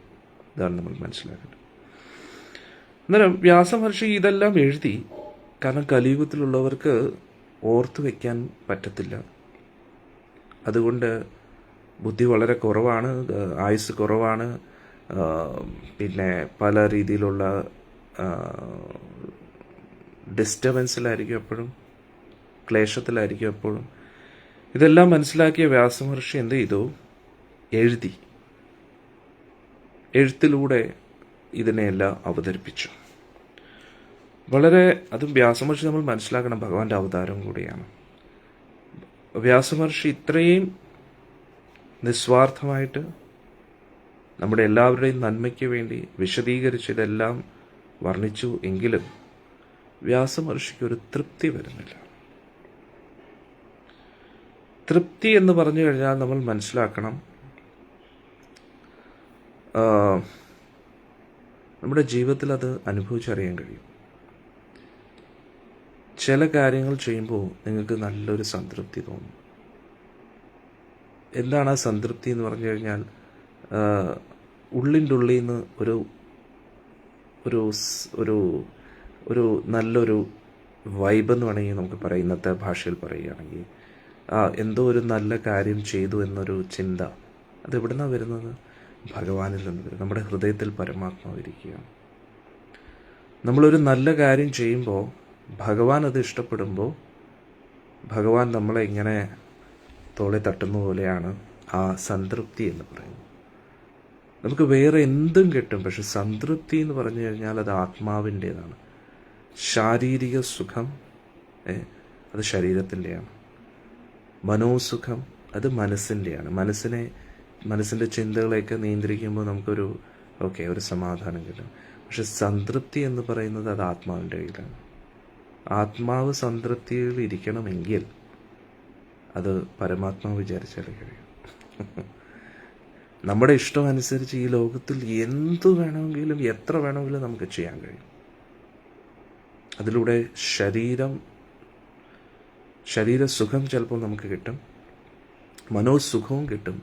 പക്ഷെ ഇത് രണ്ടും താൽക്കാലികമാണ്. ശരീരസുഖവും മനോസുഖവും താൽക്കാലികമാണ്. അത് നിങ്ങൾ ഒബ്സർവ് ചെയ്ത് കഴിഞ്ഞാൽ മനസ്സിലാവും. അപ്പോൾ ശരീരസുഖത്തിന് നമ്മൾ എന്തൊക്കെ ചെയ്യുന്നു?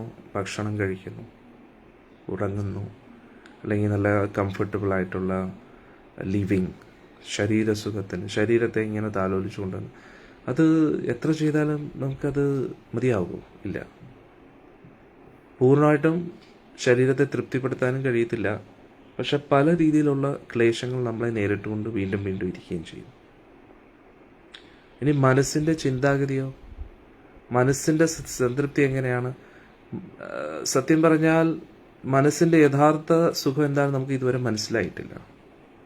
ഇപ്പോൾ മനസ്സും ശരീരവും ഏകദേശം കണക്റ്റഡ് ആയിട്ട് ഇരിക്കുന്നതുകൊണ്ട് ശരീരത്തിൻ്റെ സുഖമാണ് മനസ്സിൻ്റെ സുഖം നമ്മൾ തെറ്റിദ്ധരിക്കുകയാണ്. അതായത് ശരീരത്തിന് നല്ല കംഫർട്ടബിൾ ലൈഫ് കിട്ടുമ്പോൾ മനസ്സ് വളരെ ഹാപ്പി ആയിട്ടിരിക്കുന്നതായിട്ട് തോന്നും. സത്യം പറഞ്ഞാൽ ശരീരം ജഡമാണ്. എല്ലാം ഈ മനസ്സിൻ്റെ കളിയാണ്. ശരീരത്തിന് എന്തു സുഖം? ഒരു സുഖമില്ല. മനസ്സാണ് ശരീരത്തെ കൊണ്ട് സുഖിപ്പിക്കുന്നത്. സുഖിക്കുന്നു എന്നൊരു ഫീലിംഗ് തരുന്നത് മനസ്സാണ് ആക്ച്വലി. പക്ഷേ അപ്പോൾ മന ഏവ ഹി മനുഷ്യാനാം എന്ന് പറയുന്ന പോലെ മനസ്സ് ഒരു ജംഗ്ഷനാണ് ശരീരത്തിൻ്റെയും ആത്മാവിൻ്റെ ഇടയിൽ. ഈ മനസ്സ് എന്ന് പറയുന്നത് ആത്മാവിൻ്റെ ഒരു പ്രതിബിംബം പോലെയാണ്. പക്ഷേ ആത്മാവ് കുറേ കാലമായിട്ട് ആത്മാവുമായിട്ടുള്ള ആക്സസ് നഷ്ടപ്പെട്ടതുകൊണ്ട് ആത്മാവ് മനസ്സിനെ വേറെയായിട്ട് കാണുകയാണ്. അതായത് ചുരുക്കത്തിൽ പറഞ്ഞു കഴിഞ്ഞാൽ ആത്മാവിൽ നിന്ന്, ഒരു ഉദാഹരണത്തിൽ പറയുകയാണ്, ആത്മാവിൽ നിന്ന് അടുത്തൊരു ആത്മാവ് വരുന്നു. ആ ആത്മാവാണ് എന്ത്? മനസ്സ് എന്ന് പറയുന്നു. എന്നിട്ട് ഈ മനസ്സിന്റെ പ്രത്യേകത എന്താണെന്ന് ചോദിച്ചു കഴിഞ്ഞാൽ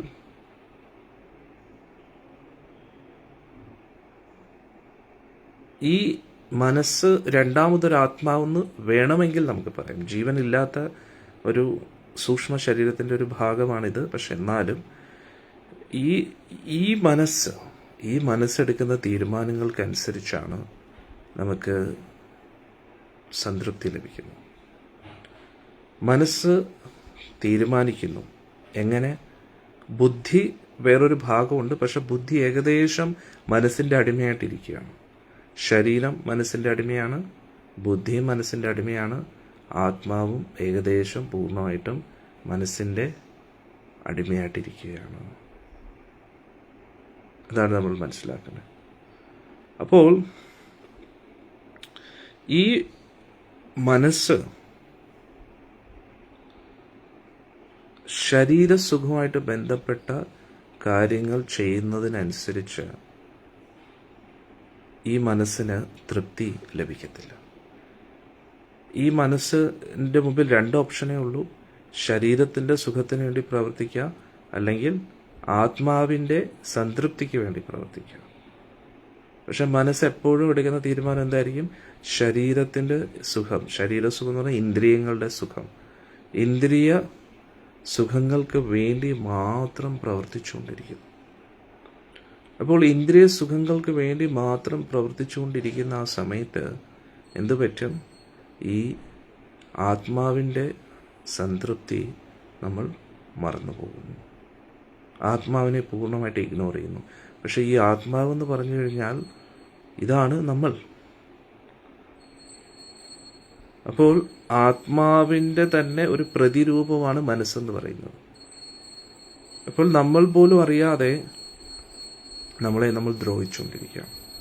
ഇത് കുറച്ചും കൂടെ വ്യക്തമായിട്ടൊരു ഉദാഹരണം പറഞ്ഞു കഴിഞ്ഞാൽ, നമ്മൾ പണ്ടത്തെ ഒരു സിനിമയിൽ, അന്യൻ എന്ന് പറയുന്ന ഒരു സിനിമയിൽ ഒരേ ആൾ തന്നെ രണ്ടും മൂന്നും ക്യാരക്ടേഴ്സായിട്ട് മാറുകയാണ്. മൾട്ടിപ്പിൾ പേഴ്സണാലിറ്റി ഡിസോർഡർ എന്തോ പറയുന്ന പോലെ ഒരേ സമയത്ത് രണ്ടോ മൂന്നോ ക്യാരക്ടറായിട്ട് ആ വ്യക്തി മാറുന്നതായിട്ട്. എന്നിട്ട് ഒരു സന്ദർഭത്തിൽ ആ വ്യക്തി തന്നെ ആ വ്യക്തിയെ ഇടിക്കുകയാണ്. അത് സ്വയം ചിന്തിക്കുകയാണ്. അതേപോലെയാണ് നമ്മളും. നമ്മൾ യഥാർത്ഥത്തിൽ ആത്മാവാണ്. പക്ഷെ ഈ ആത്മാവ് തന്നെ മനസ്സിനെ ആത്മാവായിട്ട് തെറ്റിദ്ധരിക്കുകയാണ്. അതായത് ആത്മാവ് ഉള്ളിലുണ്ട്. ഇത് വളരെ ഇമ്പോർട്ടൻ്റ് ആയിട്ടുള്ളൊരു കാര്യമാണ് ഞാൻ ഇപ്പം പറയുന്നത്. എല്ലാവരും അത് മനസ്സിലാക്കാൻ ശ്രമിക്കുക. അപ്പോൾ ആത്മാവ്, അതായത് നമ്മൾ നമ്മുടെ റിഫ്ലക്ഷൻ കണ്ണാടിയിൽ കാണുമ്പോൾ, നമ്മുടെ മിററിൽ നമ്മൾ നോക്കിയിട്ട് നമ്മുടെ രൂപത്തെ കാണുമ്പോൾ, നമ്മൾ ആ രൂപം നമ്മളാണെന്ന് തെറ്റിദ്ധരിക്കുമ്പോൾ എന്തൊക്കെയാണ് ഉണ്ടാകുന്നത്? അത് തന്നെയാണ് നമുക്കിപ്പോൾ സംഭവിച്ചുകൊണ്ടിരിക്കുന്നത്.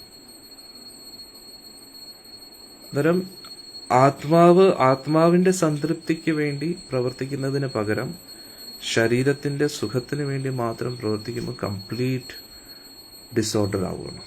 എല്ലാ അലൈൻമെൻറ്റും തെറ്റുകയാണ് നമ്മുടെ ജീവിതത്തിലെ. അതാണിപ്പോൾ സംഭവിച്ചുകൊണ്ടിരിക്കുന്നത്. കൃഷ്ണ എന്ന് പറയുന്ന പ്രഭുജി ടോപ്പിക്ക് മാറ്റരുത്. ഒന്നുകിൽ പ്രഭുജി ശ്രദ്ധിച്ചിരിക്കുക, അല്ലെങ്കിൽ മറ്റുള്ളവരെ ഡിസ്റ്റർബ് ചെയ്യാതിരിക്കുക. ഇത് പ്രഭുജിക്ക് പണ്ട് മുതലേ ഉള്ള പ്രശ്നമാണ്. അത് ഞാൻ പല പ്രാവശ്യം വാർണിംഗ് ചെയ്തിട്ടുണ്ട്.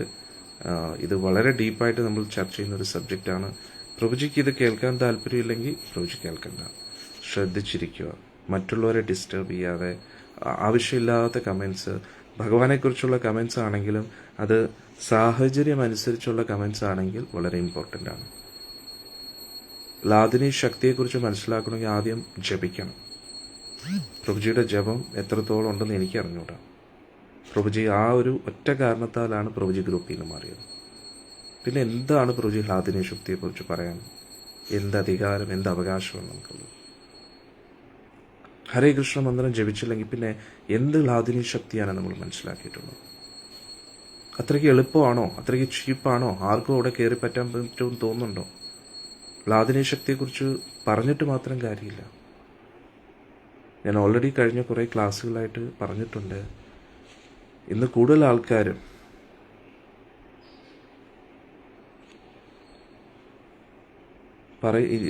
ആൾക്കാരും ഒന്നുകിൽ വൈദിക വിധിയെ ഫോളോ ചെയ്യുന്നു, അതിലേക്ക് ഒരു പൂർണ്ണതയിലേക്ക് എത്തുന്നില്ല. അല്ലെങ്കിൽ കുറച്ച് പേര് ഭക്തിയുടെ ഊഹാപോഹങ്ങളിൽ നിന്നുകൊണ്ട് ഞാൻ ഭക്തിയിൽ പരമോന്നത അവസ്ഥയിലേക്ക് എത്തി എന്ന് തെറ്റിദ്ധരിക്കുന്ന കുറച്ച് ആൾക്കാരുണ്ട്. ദൈവം ഇത് അങ്ങനെയുള്ളൊരു ദിശയിലേക്ക് പോകരുത്. ഭക്തി എന്ന് പറഞ്ഞ ഒരു സയൻസാണ്.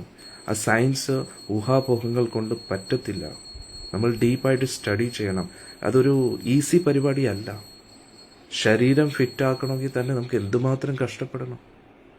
ഒരു നേരത്തെ ആഹാരം ഉണ്ടാക്കാൻ വേണ്ടി എന്തുമാത്രം കഷ്ടപ്പെടണം. കുടുംബത്തെ നോക്കാൻ വേണ്ടി എന്തുമാത്രം കഷ്ടപ്പെടണം. അങ്ങനെ ഭക്തി എന്ന് പറഞ്ഞാൽ എളുപ്പത്തിൽ കിട്ടുന്ന ഒരു കാര്യമാണോ? ദൈവം ഇത് മനസ്സിലാക്കും. ഭക്തിക്ക് വേണ്ടി നമ്മൾ ഡീപ്പായിട്ട് ശ്രമിക്കണം, എഫേർട്സ് ഇടണം. എഫേർട്സ് എന്ന് പറഞ്ഞാൽ ജപമാണ് അടിസ്ഥാനം. ഹരേ കൃഷ്ണ മഹാമന്ത്രം ജപിക്കാതെ നമുക്ക് എങ്ങനെയാണ് ആഹ്ലാദിനി ശക്തിയെക്കുറിച്ച് മനസ്സിലാക്കാൻ കഴിയില്ല. ഓക്കെ, ക്ഷമിക്കണം പ്രഭുജിക്ക് വിഷമമായെങ്കിൽ. പക്ഷേ ഒരു ഗുരുവിൻ്റെ സ്ഥാനത്ത് നിന്ന്, ഒരു ടീച്ചറിൻ്റെ സ്ഥാനത്ത് നിന്ന് കറക്റ്റ് ചെയ്യുക എന്നത് എൻ്റെ ഉത്തരവാദിത്വമാണ്. അതുകൊണ്ട് പ്രഭുജിക്ക് എന്തെങ്കിലും കമൻറ്റ്സ് ഇടണമെങ്കിൽ wait for it. First you listen and try to understand and follow it in your life. അത് കഴിഞ്ഞിട്ട് പറയുമ്പോൾ എല്ലാം ഓക്കെ. അല്ലാതെ നമ്മൾ ഇങ്ങനെ ഹൈ ആയിട്ട് ചുമ്മാ നമ്മളവിടെ എത്തിയെന്ന് നമ്മൾ ചിന്തിക്കുകയാണ്. പക്ഷെ ജപം കറക്റ്റിൽ നമ്മൾ ഇവിടെ എങ്ങനെയാണ് എത്തുന്നത്? നേരെ ചുവ സ്കൂളിലെ ക്ലാസ് പോലും നമ്മൾ അറ്റൻഡ് ചെയ്യുന്നില്ല, അതൊന്നും ഫോളോ ചെയ്യുന്നില്ല, പിന്നെ എങ്ങനെയാണ് നമ്മൾ ചെയ്യുന്നത്? ഓക്കെ, പ്രസന്നകുമാരി മതി. സോറി, എല്ലാവരോടും ഞാൻ ക്ഷമ ചോദിക്കുന്നു. പക്ഷേ ആ ഒരു ഫ്ലോ മെയിൻറ്റെയിൻ ചെയ്യാൻ വേണ്ടി ഞാൻ പറഞ്ഞതേ ഉള്ളൂ കേട്ടോ. ഒരു ഭക്ത ചോദിക്കുന്നു, കഴിഞ്ഞ ജന്മത്തിലെ ആത്മാവും മനസ്സും ഈ ജന്മത്തിലും ആ വഴിക്ക് തന്നെ ആയിരിക്കില്ലേ സഞ്ചരിക്കുക? കഴിഞ്ഞ ജന്മത്തിലെ ആത്മാവ് എന്ന് നമുക്ക് പറയാൻ കഴിയില്ല, നമ്മൾ തന്നെ. ഓക്കെ, മാതാജിയുടെ ചോദ്യത്തെ ഞാൻ കുറച്ചും കൂടെ വേറൊരു രീതിയിലാക്കാം. അതായത് കഴിഞ്ഞ ജന്മത്തിൽ നമ്മൾ ചെയ്ത കാര്യങ്ങൾ ഈ ജന്മത്തിലും ചെയ്യാൻ സാധ്യത ഉണ്ടാകില്ലേ? തീർച്ചയായിട്ടും ഉണ്ടാകും. എന്തുകൊണ്ട്? നമ്മുടെ ഈ ശരീരം നശിച്ചാലും സൂക്ഷ്മ ശരീരം നശിക്കുന്നില്ല. സൂക്ഷ്മ ശരീരമാണ് ഈ മനസ്സെന്ന് പറയുന്നത്. അന്നേരം മനസ്സിൽ ഇത്രയും കാലങ്ങളായിട്ട് നമ്മൾ അനുഭവിച്ച എല്ലാ കാര്യങ്ങളും അതിലുണ്ട്. അതിന്റെ അടിസ്ഥാനത്തിലായിരിക്കും മനസ്സ് ഇനി മുന്നോട്ടും തീരുമാനങ്ങൾ എടുക്കുന്നത്. അതിന് ആ ഒരു വാസന അത് ക്യാരി ചെയ്യും. അതിന് ഒരു ഉദാഹരണം പറയുന്നു. അതായത് ഒരു പുഷ്പത്തിന്റെ ഗന്ധം എങ്ങനെയാണോ ഒരു കാറ്റ് നയിച്ച് അടുത്തൊരു സ്ഥലത്തേക്ക് നിൽക്കുന്ന ഒരു വ്യക്തിയുടെ മൂക്കിന്റെ ഉള്ളിലേക്ക് കൊണ്ടുപോകുന്നത്, അതേപോലെ പൂർവജന്മത്തിലെ സങ്കല്പങ്ങൾ, ആഗ്രഹങ്ങളും അതൊക്കെ സൂക്ഷ്മ ശരീരത്തിലൂടെ അടുത്ത ഒരു ശരീരത്തിലേക്ക് പോകുമ്പോൾ അത് നമുക്ക് ലഭിക്കും. അതായത് ഇതിനകത്തിരിക്കുന്ന മനസ്സിന്റെ ഉള്ളിൽ എത്രയോ ജന്മങ്ങളായിട്ട് അനുഭവിച്ച കാര്യങ്ങളുടെയൊക്കെ എക്സ്പീരിയൻസുകളുണ്ട്. അതെല്ലാം അവിടെ ഉണ്ട്. അതിന്റെ അടിസ്ഥാനത്തിൽ ഒരു തീരുമാനം എടുക്കാൻ നമ്മൾ നിർബന്ധിതരാകും. അത് നല്ലൊരു ചോദ്യമാണ് മാതാജി ചോദിച്ചത്. Thank you so much.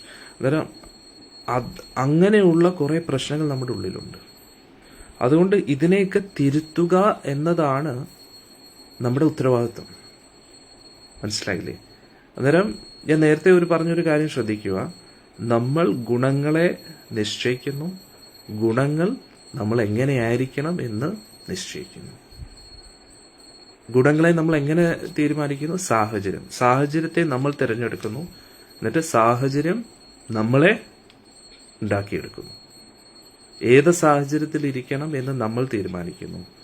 എന്നിട്ട് ആ സാഹചര്യം നമ്മുടെ ഭാവിയെ തയ്യാറാക്കുന്നു എന്നാണ് നമ്മൾ മനസ്സിലാക്കേണ്ടത്. ക്ലിയർ ആയല്ലോ?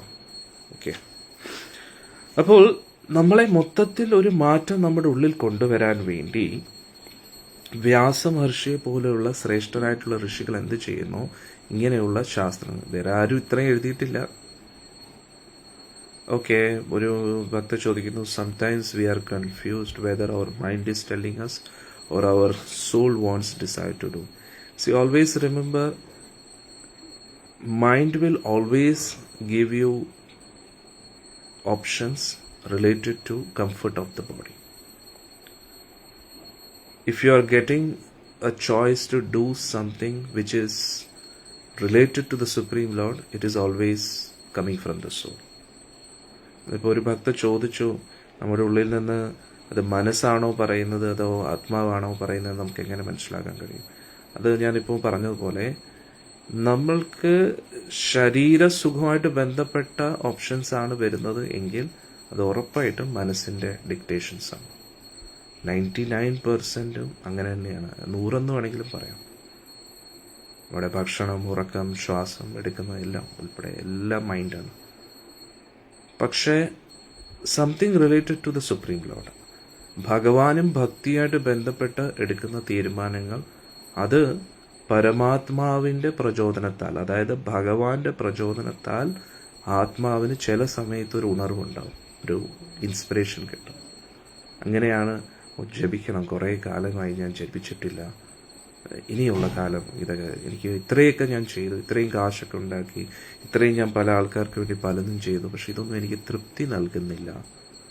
അത് പരമാത്മാവിൻ്റെ പ്രചോദനത്താൽ ആത്മാവിനുണ്ടാകുന്ന പ്രചോദനം. ഇപ്പം ക്ലിയർ ആയല്ലോ അല്ലേ? Very good question. അപ്പോൾ ഇങ്ങനെയുള്ള ക്വസ്റ്റ്യൻസ് വളരെ നല്ലതാണ്. അതിലൂടെ നേരത്തെ വന്ന ചോദ്യങ്ങളും വളരെ ഉത്തമമായിരുന്നു. അന്നേരം ഇങ്ങനെയുള്ള ചോദ്യങ്ങൾ നമ്മളെ ആ സബ്ജക്റ്റിനെ ഡീപ്പായിട്ട് പഠിക്കാൻ സഹായിക്കും. വളരെ നല്ല കാര്യം. ഓക്കെ. അന്നേരം വ്യാസമഹർഷി എഴുതുന്ന ഈ ഗ്രന്ഥങ്ങളൊക്കെ നമ്മളെ സഹായിക്കുന്നു. എങ്ങനെ സഹായിക്കുന്നു? തീരുമാനങ്ങൾ എടുക്കാൻ. It is giving us better options. ഈ സാഹചര്യത്തിൽ നമുക്ക് എങ്ങനെയുള്ള ഓപ്ഷൻസ്? സാമദാനം, ഭേദം, ദണ്ഡം അല്ലേ? ആദ്യം നമുക്ക് സമാധാനപരമായിട്ട് കുറേ ഇൻസ്ട്രക്ഷൻസ് നൽകുന്നു. അതാണ് കൂടുതൽ വേദങ്ങളും. ഉപനിഷത്തിലൂടെ, ഗുരു ശിഷ്യ സംവാദങ്ങളിലൂടെ കുറച്ചും കൂടെ ആ ഇൻസ്ട്രക്ഷൻസിനെ മനസ്സിലാക്കാൻ കഴിയും. പുരാണങ്ങളിൽ നടന്ന history, incidents in the lives of those people who are following Vedas. ഒരു ഭക്തൻ ചോദിക്കുന്നു, കഴിഞ്ഞ ജന്മത്തിൽ നമുക്ക് ഭഗവാനോട് കുറച്ചെങ്കിലും ഭക്തി ഉണ്ടായിരുന്നുവെങ്കിൽ ആ ഭക്തി ഈ ജന്മത്തിലും തുടരുമോ? ആ ജപിക്കുന്ന ആൾക്കാർക്ക് പിന്നെ ഉറപ്പായിട്ടും. അതുകൊണ്ടല്ലേ നമ്മൾ ഈ സത്സംഗം കേൾക്കുന്നത്. ഇന്നത്തെ ആൾക്കാരെ നമ്മൾ നോക്കിക്കഴിഞ്ഞാൽ കൂടുതൽ ആൾക്കാർക്കും ഇങ്ങനെയുള്ള കാര്യങ്ങളിൽ താല്പര്യം കാണത്തില്ല അല്ലേ? പക്ഷെ നമുക്ക് എന്തുകൊണ്ട് താല്പര്യം വരുന്നു? അത് പൂർവ്വജന്മത്തിൻ്റെ. പൊതുവെ ആചാര്യന്മാർ പറയുന്നു, സാക്ഷാൽ ഭഗവാൻ ചൈതന്യ മഹാപ്രഭു പറയുന്നു, ഗുരുവായൂരപ്പൻ്റെ തന്നെ അതിമനോഹരമായിട്ടുള്ള അവതാരം ചൈതന്യ മഹാപ്രഭു പറയുന്നു, പൂർവ്വജന്മത്തിൽ 4 വേദങ്ങളും പഠിച്ച് എല്ലാ തരത്തിലുള്ള യജ്ഞഹോമാദികൾ ചെയ്ത ബ്രാഹ്മണ ശ്രേഷ്ഠരായ വ്യക്തികൾക്ക് മാത്രമേ ഒരു പ്രാവശ്യമെങ്കിലും നാവിൽ നിന്നും ഹരേ കൃഷ്ണ മന്ത്രം ജപിക്കാൻ കഴിയുന്നു. അതായത് നമ്മുടെ നാവിൽ ഹരേ കൃഷ്ണ മന്ത്രം വരുന്നുണ്ടെങ്കിൽ, ജപിക്കാൻ നമുക്ക് തോന്നുന്നുണ്ടെങ്കിൽ, അതിൻ്റെ അർത്ഥം പൂർവ്വജന്മത്തിൽ ഒരുപാട് യജ്ഞദാന കർമ്മങ്ങളൊക്കെ ചെയ്തിട്ടുണ്ട്.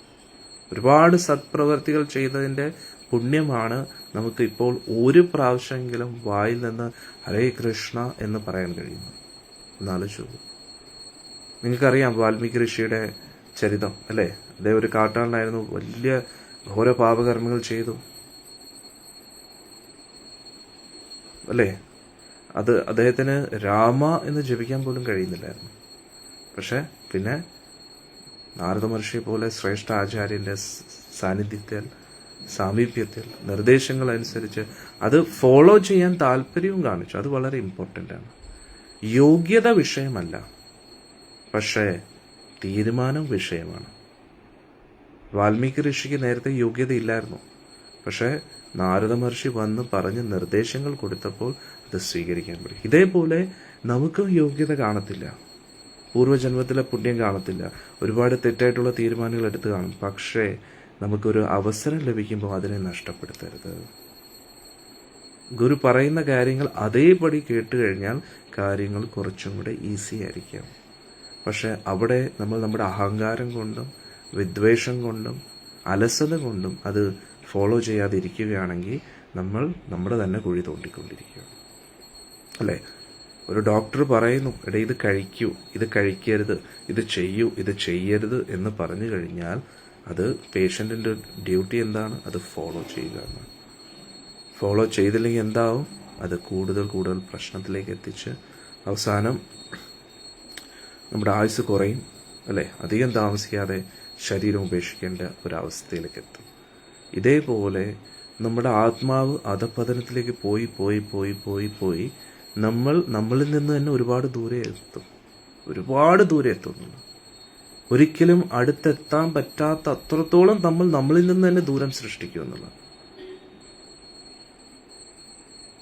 അങ്ങനെ ഉള്ളവരെയാണ് ആത്മഹന, ആത്മാവിനെ തന്നെ ഹനിക്കുന്നവൻ എന്ന് വേണമെങ്കിൽ പറയാം. സ്വന്തം ആത്മഹത്യ, സ്വന്തം ആത്മാവിനെ തന്നെ ദ്രോഹിച്ചുകൊണ്ടിരിക്കുന്ന വ്യക്തികൾ, അതാണ് യഥാർത്ഥ ആത്മഹത്യ. അതായത് ഒരു മിണ്ടാപ്രാണിയോട് ചെയ്യുന്ന ഏറ്റവും വലിയ ദ്രോഹം എന്ന് പറഞ്ഞാൽ അതിനെ പട്ടിണിക്കിട്ട് കൊല്ലുക എന്ന് പറഞ്ഞു, അല്ലേ? അതായത് മിണ്ടാപ്രാണിയെ ഇങ്ങനെ ഭക്ഷണം കൊടുക്കാതെ അതിനെ ഇങ്ങനെ വേദനിപ്പിച്ച് കൊല്ലുക എന്ന് പറഞ്ഞാൽ അതിനോട് ചെയ്യുന്ന, ഒരു ഭക്തൻ പറയുന്ന 80% ഫോളോ ചെയ്ത് 100 ശ്രമിച്ചുകൊണ്ടിരിക്കുക, ട്രൈ ചെയ്തുകൊണ്ടിരിക്കുക. ഈ ജന്മത്തിൽ അല്ലെങ്കിൽ ഏതെങ്കിലും ജന്മത്തിൽ നമുക്കത് ഫോളോ ചെയ്താലേ പറ്റും. അന്നേരം അന്നേരം സത്യം പറഞ്ഞാൽ നമ്മൾ ഒരു മിണ്ടാപ്രാണിയും ദ്രോഹിക്കാൻ പാടില്ല, അല്ലേ? പൊതുവേ ജീവസ്യ ജീവനാനാം, ഒരു ജീവനെ നിലനിർത്താൻ മറ്റൊരു ജീവന്റെ ആവശ്യകതയുണ്ട്. അതുകൊണ്ട് മനുഷ്യർക്ക് പറഞ്ഞിട്ടുള്ളത് സസ്യബുക്കായിട്ടിരിക്കുക എന്നാണ്. വൃക്ഷലതാദികൾക്കും ജീവനുണ്ട്, അതിനെ ഒന്നും നമ്മൾ ദ്രോഹിക്കാൻ പാടില്ല. പക്ഷെ എന്നാലും നമുക്ക് പറഞ്ഞിട്ടുള്ള ഭക്ഷണം നമുക്ക് കഴിക്കാം. എത്രത്തോളം വയലൻസ് കുറയ്ക്കുന്നോ അത്രത്തോളം നല്ലതാണ്. അന്നേരം എന്താ പറയുന്നേ, ഈ മത്സ്യമാംസാദികൾ എന്ന് പറഞ്ഞാൽ ഉയർന്ന ബോധത്തിലുള്ള, അതായത് വൃക്ഷലതാദികളെക്കാട്ടി ഉയർന്ന അവബോധത്തിലുള്ള, അതായത് വേദനയെ കൂടുതൽ അവർക്ക് കൂടുതൽ വേദന ഉണ്ടാക്കുന്നതായിരിക്കും. വൃക്ഷലതാദികളെക്കാട്ടിയും കൂടുതൽ വേദനിക്കും മറ്റ് ചരങ്ങളായിട്ടുള്ള ജീവജാലങ്ങൾക്ക്, മത്സ്യങ്ങളും പിന്നെ മറ്റു മൃഗങ്ങളും, ഇതൊക്കെ പക്ഷികളും ഒക്കെ എന്നാലോചിച്ച് പോകും. അന്നേരം അതിനെ നമ്മുടെ നാവിന്റെ രുചിക്ക് വേണ്ടി നമ്മൾ ദ്രോഹിച്ചുകൊണ്ടിരിക്കുക. അന്നേരം അതിന്റെ ഭക്ഷണത്തിൽ നിന്ന് തടയുമ്പോൾ അതിനൊരു ഫ്രീഡം കൊടുക്കാതിരിക്കുന്നതാണ് അതിനോട് ചെയ്യുന്ന ഏറ്റവും വലിയ ദ്രോഹം, അല്ലേ? അതേപോലെ നമ്മളെ തന്നെ ദ്രോഹിച്ചുകൊണ്ടിരിക്കുകയാണ്. അത് നമ്മൾ മനസ്സിലാവുന്നില്ല. അതായത് ഞാൻ പറഞ്ഞില്ലേ, ആത്മാവിന്റെ ഒരു പ്രതിബിംബമാണ് മനസ്സെന്ന് പറയുന്നത്. എന്നിട്ട് ഈ മനസ്സ് ആത്മാവിന്റെ ശത്രുവായി മാറിയിരിക്കുകയാണ്. അതുകൊണ്ടാണ് ഭഗവത്ഗീതയിൽ പറയുന്നത് എന്താണ്? ആരാണോ അവന്റെ മനസ്സിനെ നിയന്ത്രിക്കുന്നത് ആ മനസ്സ് അവന്റെ ഏറ്റവും വലിയ മിത്രമാണ്. ആരാണോ അവന്റെ മനസ്സിനെ നിയന്ത്രിക്കാത്തത് അതേ മനസ്സ് അവന്റെ ഏറ്റവും വലിയ ശത്രുവാണ്. അവിടെ ഭഗവത്ഗീതയിൽ ഭഗവാൻ വളരെ മനോഹരമായിട്ട് മനസ്സെന്നല്ല പറയുന്ന ആത്മാവ് എന്നുള്ളൊരു വാക്കാണ് ഉപയോഗിക്കുന്നത്. എന്തുകൊണ്ട്? ആ ഒരു കോൺസെപ്റ്റ് കുറച്ചും കൂടെ ക്ലാരിറ്റി വരുത്താൻ വേണ്ടിയാണ്. കാരണം ഈ മനസ്സെന്ന് പറഞ്ഞ ജഡവസ്തുവാണ്. അന്നേരം അവൻ തന്നെയാണ് അവന്റെ കുഴി തോണ്ടിക്കൊണ്ടിരിക്കുന്നത് എന്നൊരു അർത്ഥത്തിലാണ് പറഞ്ഞിരിക്കുന്നത്. പക്ഷെ പ്രഭുപാദി വളരെ ക്ലാരിറ്റി വരുത്താനായിട്ട് അവിടെ മനസ്സെന്നൊരു വാക്ക് ഉപയോഗിച്ചിട്ടുണ്ട്. അതാണ് നമ്മൾ മനസ്സിലാക്കേണ്ടത്. അപ്പോൾ നമ്മളിപ്പോൾ എന്താ ചെയ്തുകൊണ്ടിരിക്കുന്നത്? നമ്മൾ തന്നെ നമ്മുടെ ആത്മാവിന്റെ ഒരു പ്രതിരൂപമാണ് മനസ്സെന്ന് പറയുന്നത്. നിഴൽ പോലെയാണ്. നമ്മൾ എങ്ങനെ അനങ്ങുന്നു അതിനനുസരിച്ചാണല്ലോ നിഴൽ അനങ്ങുന്നത്. പക്ഷേ നമ്മൾ കംപ്ലീറ്റ്ലി കൺഫ്യൂസ്ഡ് ആയിട്ടിരിക്കുകയാണ്. ഞാൻ നേരത്തെ പറഞ്ഞ പോലെ നമ്മുടെ ഉള്ളിൽ 2 രീതിയിലുള്ള ഒരു ചിന്താഗതി ഒരേ സമയത്ത് വരികയാണ്. എന്നിട്ട് ഒരു മിണ്ടാപ്രാണിക്ക് എങ്ങനെയാണോ ഫ്രീഡം കൊടുക്കാതിരിക്കുന്നത്, അതേപോലെ ആത്മാവിന്റെ സ്വാതന്ത്ര്യത്തെ അതായത് നമ്മുടെ സ്വാതന്ത്ര്യത്തെ നമ്മൾ തന്നെ നഷ്ടപ്പെടുത്തുകയാണ്. എന്നിട്ട് ഒരു മത്സ്യത്തെ ജലത്തിൽ നിന്നും പുറത്തെടുത്ത് അതിങ്ങനെ പടച്ചു മരിക്കുന്നത് കണ്ട് ആസ്വദിക്കുന്ന അതേപോലെ ആത്മാവിൽ നിന്നും ആത്മീയ കാര്യങ്ങളെ തടസ്സപ്പെടുത്തി ആത്മീയമായിട്ട് ഒരു അവസരങ്ങളും സ്വന്തം ആത്മാവിന് നൽകാതെ ആത്മാവിനെ ദ്രോഹിച്ചു കൊണ്ടിരിക്കുകയാണ്. എത്ര ഡേഞ്ചറസ് അവസ്ഥയാണ് നോക്കട്ടെ. നമ്മൾ തന്നെ നമ്മളെ ടോർച്ചർ ചെയ്തുകൊണ്ടിരിക്കുകയാണ്. ആത്മാവെന്ന് പറഞ്ഞാൽ ആത്മീയ കാര്യങ്ങൾ മാത്രം ഇഷ്ടപ്പെടുന്ന ആളാണ്. ഒരു നദിയിൽ നിന്നും മത്സ്യത്തെ പുറത്തെടുത്തു കഴിഞ്ഞാൽ മത്സ്യത്തിന്റെ അവസ്ഥ എന്താണ്? എന്നിട്ട് മത്സ്യം ഇരിക്കേണ്ടത് ആത്മീയ ലോകത്തിൽ, നദി, അതാണ് ജലസ്രോതസ്, ആത്മീയ ലോകം. പക്ഷെ അവിടെ നിന്നും മാറ്റി. ഹരേ കൃഷ്ണ, ക്ഷമിക്കണേ, നെറ്റ് വീണ്ടും ഫ്ലക്ച്വേഷൻ, സോറി.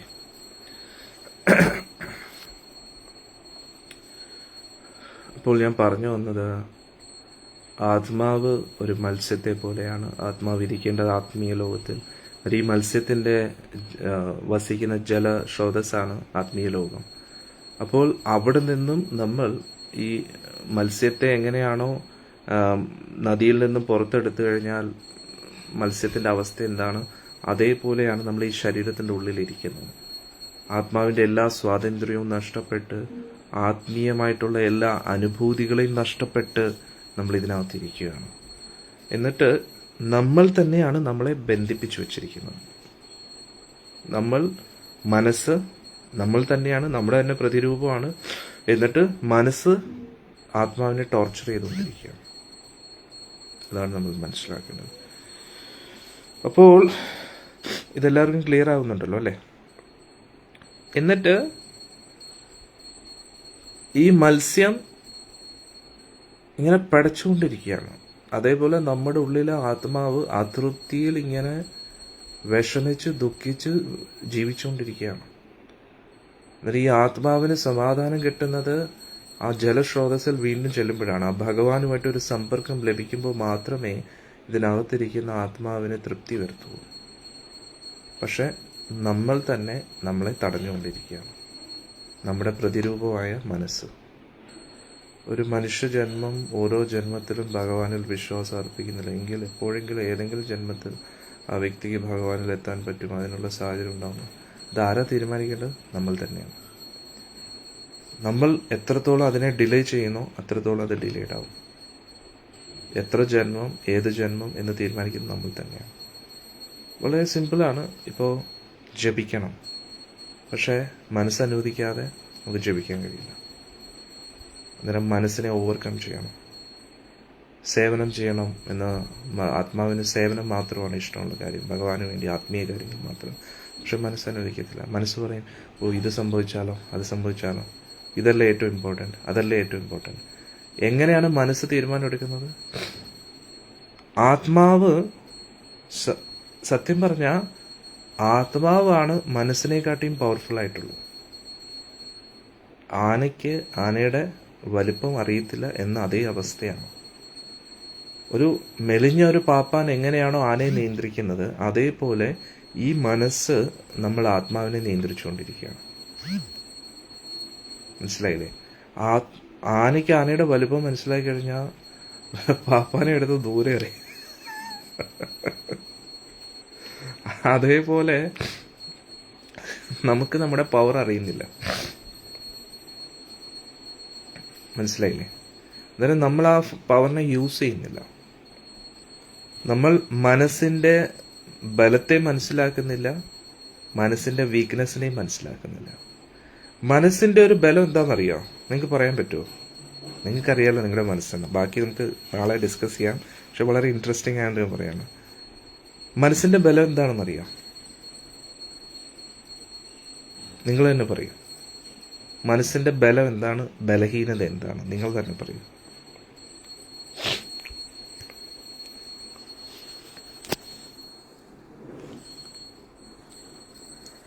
നിങ്ങൾ തന്നെ പറയൂ. മനസ്സിന്റെ ബലം എന്താണ്? ബലഹീനത എന്താണ്?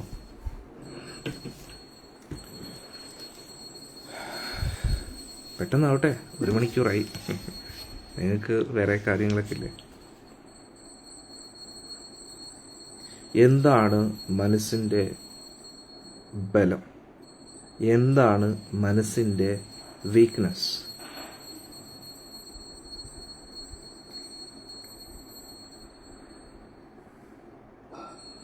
മനസ്സിൻ്റെ ബലം എന്ന് പറഞ്ഞു കഴിഞ്ഞാൽ, ഒരിക്കൽ മനസ്സ് ഒരു തീരുമാനമെടുത്താൽ നിങ്ങൾക്ക് പിന്നെ ഒന്നും ചെയ്യാൻ കഴിയില്ല. സത്യമല്ലേ? അതുകൊണ്ടാണ് അർജുൻ പറയുന്നത് മനസ്സ് വളരെ ഡേഞ്ചറസ് ആണ്. മനസ്സിൻ്റെ ഏറ്റവും വലിയ പവർ എന്ന് പറഞ്ഞു കഴിഞ്ഞാൽ ഡിസിഷൻ മേക്കിംഗ് ആണ്.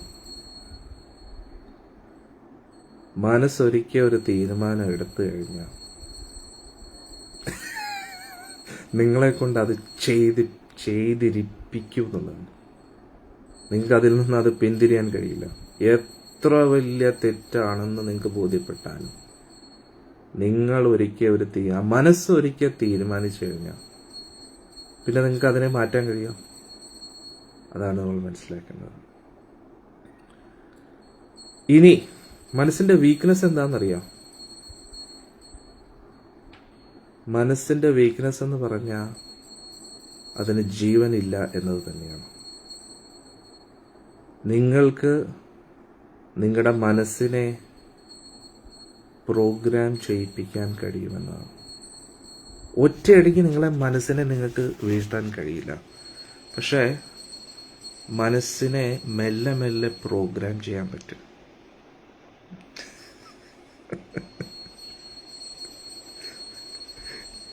അത് നിങ്ങളുടെ കയ്യിലാണ്. അതായത് you are living with an enemy for your entire life.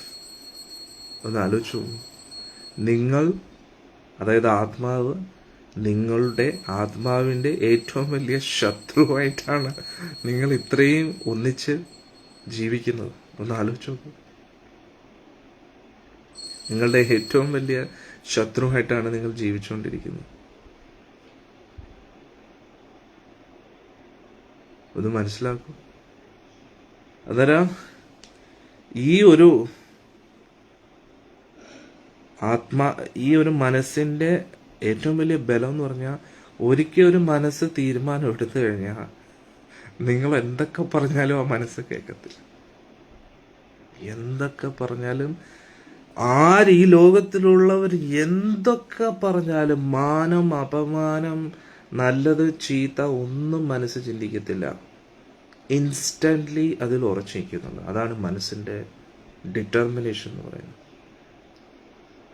പക്ഷേ ഇതേ മനസ്സിനെ നമുക്ക് പ്രോഗ്രാം ചെയ്തെടുക്കാൻ പറ്റും. ഒറ്റയടിക്കല്ല, ഒരു ലക്ഷ്യത്തോടു കൂടി ഡെയിലി നമ്മൾ ടൈം ഇൻവെസ്റ്റ് ചെയ്തുകൊണ്ട് എങ്ങനെ നോ പറയണം മനസ്സിനോട്. കുറേശ്ശെ നോ പറഞ്ഞ് നമ്മുടെ ശക്തികളെ നമ്മൾ തിരിച്ചറിയണം. അങ്ങനെ അതായത് ഈ പഞ്ച് ചെയ്യുന്ന പോലെയാണ്. നമ്മളിങ്ങനെ പഞ്ച് ചെയ്യുന്നു, പ്രാക്ടീസ് ചെയ്യുന്നു. അങ്ങനെ പ്രാക്ടീസ് ചെയ്യുന്ന അവസാനം ഒറ്റയിടിക്കും. ഇഷ്ടിക്കുകയാണെങ്കിൽ എന്തായാലും പൊട്ടിക്കുന്നു. അതേപോലെ നമ്മൾ കോൺസ്റ്റൻ്റ്ലി ആത്മീയ കാര്യങ്ങൾ, ആത്മാവിന് ബലമുണ്ടാക്കുന്ന കാര്യങ്ങൾ ചെയ്തുകൊണ്ടിരിക്കണം. ആത്മാവിന് ബലം ഉണ്ടാക്കുന്ന കാര്യങ്ങൾ എന്താണ്? ആത്മീയ കാര്യങ്ങൾ. ജപിക്കുക, സേവനം ചെയ്യുക, വായിക്കുക, സത്സംഗം കേൾക്കുക, ഭഗവാനെക്കുറിച്ച് ചിന്തിക്കുക, ഭഗവാന് വേണ്ടി സേവനങ്ങൾ ചെയ്യുക. ഇതൊക്കെ അതിലൂടെ എന്ത് പറ്റും? ആത്മാവിൻ്റെ ശക്തി വർദ്ധിക്കും. പക്ഷേ ആത്മാവിൻ്റെ പ്രതിരൂപമായ മനസ്സ് എങ്ങനെ ശക്തമാകും? ശാരീരിക സുഖങ്ങൾ മനസ്സിന് നൽകി മനസ്സ് ശക്തമായിക്കൊണ്ടേയിരിക്കും. എത്രത്തോളം ഇന്ദ്രിയ ആസ്വാദനത്തിൽ ഈ മനസ്സിനെ നമ്മൾ നിറയ്ക്കുന്നുവോ അത്രത്തോളം ഈ മനസ്സ് ശക്തമായിക്കൊണ്ടേയിരിക്കും. ഇപ്പോൾ ഞാൻ ഗീതാ ചക്രവ്യൂഹത്തിൽ ഒരു ഉദാഹരണം പറഞ്ഞില്ലേ, ഒരു ആചാര്യൻ പറഞ്ഞൊരു ഉദാഹരണമാണ്. അതായത് പരംപൂജ്യ രാമനാഥ സ്വാമിമാരെ, നമ്മുടെ ഉള്ളിൽ 2 പട്ടികളുണ്ട് അല്ലേ? നല്ല പട്ടിയും ചീത്ത പട്ടിയും. നല്ല പട്ടിയാണ് ആത്മാവ്, ചീത്ത പട്ടിയാണ് ഈ ആത്മാവിൻ്റെ തന്നെ വേറൊരു രൂപമായ മനസ്സ്. അതുകൊണ്ട് ഭക്ഷണം ആർക്ക് കൊടുക്കുന്നോ അത് നന്നായി കുറയ്ക്കും. ആത്മീയ കാര്യങ്ങൾ ചെയ്യുന്നതിനനുസരിച്ച് ആത്മാവ് ശക്തമാവും. ഭൗതിക കാര്യത്തിൽ കൂടുതൽ മഗ്നരാകുമ്പോൾ, അങ്ങനെയുള്ള ആൾക്കാരുമായിട്ട് കൂടുതൽ ഇടപെടുമ്പോൾ, അങ്ങനെയുള്ള വ്യക്തികളെ കൂടുതൽ വിശ്വസിക്കുമ്പോൾ ഇവിടെ മനസ്സ് ബലവാനാവും. പിന്നെ മനസ്സൊരു തീരുമാനം എടുത്തു കഴിഞ്ഞാൽ ആര് ദൈവം തമ്പുരാൻ ഇറങ്ങി വന്ന് പറഞ്ഞാലും അകത്തോട്ടൊന്നും കയറത്തില്ലെന്ന്, ഒന്നും കയറത്തില്ല. ഭഗവാനോട് തന്നെ എതിര് സംസാരിക്കും, ഭഗവാനോട് തന്നെ തർക്കിക്കും. ചില സമയത്ത് ശിഷ്യർ അങ്ങനെ മാറും. ഗുരു പറയുന്ന ഒന്നും ഉള്ളിലകത്ത് കയറത്തില്ല. ഗുരുവിനെ തന്നെ ശത്രുവായിട്ട് കാണും. എന്തുകൊണ്ട്? അകത്ത് അത്രത്തോളം ഭൗതികത നിറഞ്ഞിരിക്കുകയാണ്. കാരണം എന്താ? ആത്മീയമായിട്ട് ഒന്നും നിറയ്ക്കാൻ വേണ്ടി ശ്രമിക്കുന്നില്ല. ഒരു ശ്രമവും ഉള്ളിൻ്റെ ഉള്ളിൽ നിന്ന് നടത്തുന്നില്ല. അങ്ങനെയുള്ള ശ്രമം നടത്താത്തതുകൊണ്ട് എന്ത് പറ്റും? ആത്മാവ് വീക്കാകും, ദുർബലമാകും, മനസ്സ് ശക്തമാകും. മനസ്സ് ശക്തമാകുമ്പോൾ മനസ്സിന്റെ സങ്കല്പങ്ങളെ എങ്ങനെ മറികടക്കാൻ കഴിയും? എന്നിട്ട് എന്ത് ചെയ്യും?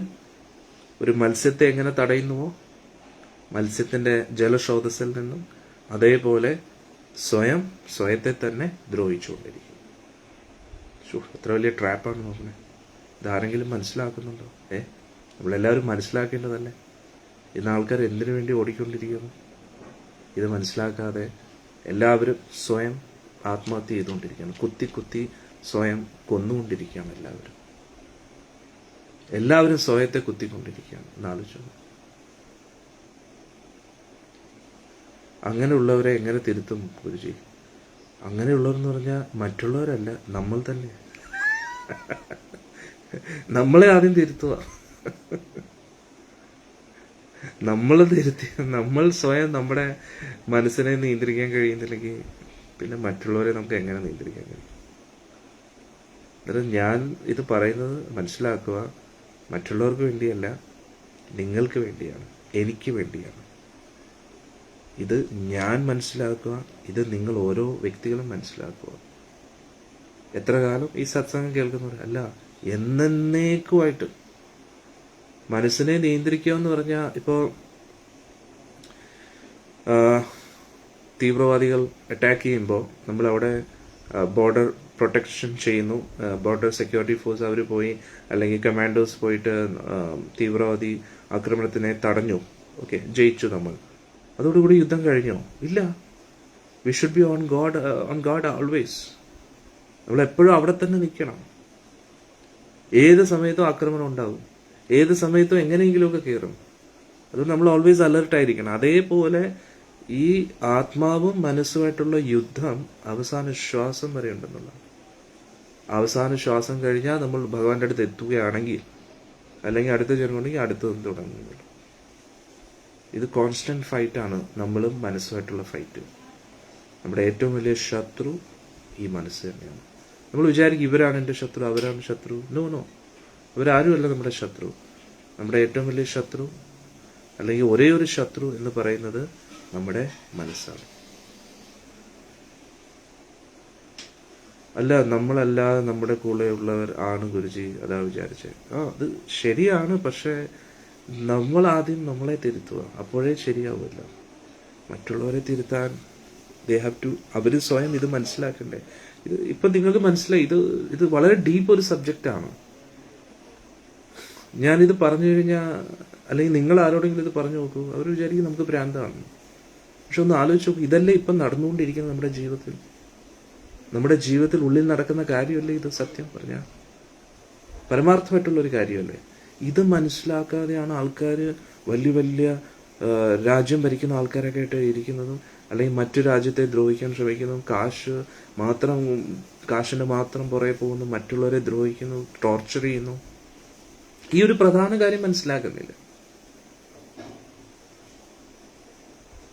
നമുക്ക് ഏറ്റവും നന്മയുള്ളത് എന്താണെന്ന് നമ്മൾ മനസ്സിലാക്കിയെങ്കിലല്ലേ അതിനുവേണ്ടി നമുക്ക് പ്രവർത്തിക്കാൻ കഴിയും.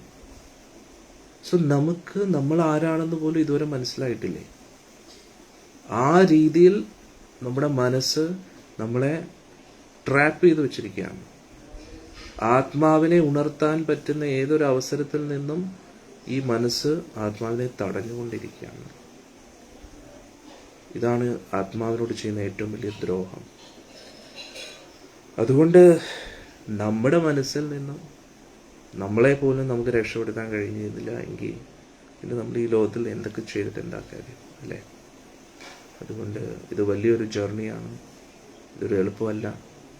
V have to increase our strength. അതായത് ഒരു ബോക്സിങ്ങിൽ ഒരു റൗണ്ടോ 2 റൗണ്ടോ അല്ല, ഒരു 10, 12 എത്ര റൗണ്ടാന്ന് എനിക്ക് അറിഞ്ഞൂടാ, പക്ഷെ ഒരുപാട് റൗണ്ട്സ് ഇങ്ങനെ ഫൈറ്റ് ചെയ്യണം. അന്നേരം നമ്മുടെ കൂട്ടത്തിൽ ഫൈറ്റ് ചെയ്യുന്ന ആള് ഒരുപാട് എക്സ്പീരിയൻസ് ഉള്ള വ്യക്തിയാണ്, ഒരുപാട് പവർഫുൾ ആണെങ്കിൽ നമ്മുടെ ഈ ചെറിയ സ്ട്രെങ്ത് കൊണ്ടൊന്നും അവരെ ബീറ്റ് ചെയ്യാൻ കഴിയില്ല. അന്നേരം നല്ല സ്റ്റാമിന വേണം, നല്ല പ്രാക്ടീസ് വേണം, നല്ല എനർജി വേണം. ഇതൊക്കെ ഉണ്ടാക്കിയെടുക്കണം കോൺസ്റ്റന്റ് റിഗറസ് പ്രാക്ടീസിലൂടെ. അതേപോലെ നമ്മുടെ തപോബലം, യോഗബലം ഇതൊക്കെ വർദ്ധിപ്പിക്കണം. തപോബലം എന്ന് പറഞ്ഞാൽ എന്താ? നോ പറയുക. യോഗബലം എന്ന് പറഞ്ഞാൽ ചെയ്യേണ്ട കാര്യങ്ങൾ ചെയ്യുക. ഇതാണ് തപോബലം, യോഗബലം അല്ലേ? തപോബലം എന്താ? നോ പറയേണ്ടടുത്ത് നോ പറയുക. ശാരീരിക ആസ്വാദനങ്ങൾ വരുമ്പോൾ നോ പറയുക. അന്നേരം നമ്മുടെ തപോബലം വർദ്ധിക്കും. ആ തപോബലത്തിന്റെ പരിപക്വ ഫലമാണ് യോഗബലം. അതായത് ഭഗവാനുമായിട്ട് നമ്മൾ കണക്റ്റഡ് ആകാൻ ശ്രമിക്കുക. അതിലൂടെ യോഗബലം വർദ്ധിക്കും. തപോബലം, യോഗബലം വർദ്ധിച്ചു കഴിഞ്ഞാൽ പിന്നെ വിൽ ബി മോർ പവർഫുൾ. പിന്നെ ഓപ്പോണന്റിനെ ഇടിക്കുക എന്ന് പറഞ്ഞാൽ അധികം ബുദ്ധിമുട്ടില്ല. മനസ്സിനെ നമുക്ക് കീഴ്പ്പെടുത്താൻ കഴിയും. അപ്പോഴാണ് നമ്മൾ ജിതേന്ദ്രിയനാകുന്നത്, ഇന്ദ്രിയങ്ങളെ നിയന്ത്രിച്ചവൻ എന്ന് നമ്മൾ മനസ്സിലാക്കുക. ഓക്കെ, ഹരേ കൃഷ്ണ. ഇനി നമുക്ക് നാളെ കാണാം. ഇന്ന് വന്ന എല്ലാവർക്കും ഒരുപാട് നന്ദി. എല്ലാവരും ഈ ഒരു സത്സംഗം മാക്സിമം ഷെയർ ചെയ്യുക, മാക്സിമം പേരിലേക്ക് എത്തിക്കാൻ അടിയനെ സഹായിക്കുക. പിന്നെ ഇന്നത്തെ ഈ ക്ലാസ്സിലൂടെ നിങ്ങൾക്ക് മനസ്സിലായ കാര്യം കമൻസിലിടുക. അതിലൂടെ കമൻസ് വായിച്ചിട്ടും ഒരുപാട് പേർക്ക് പ്രയോജനം ഉണ്ടാവും.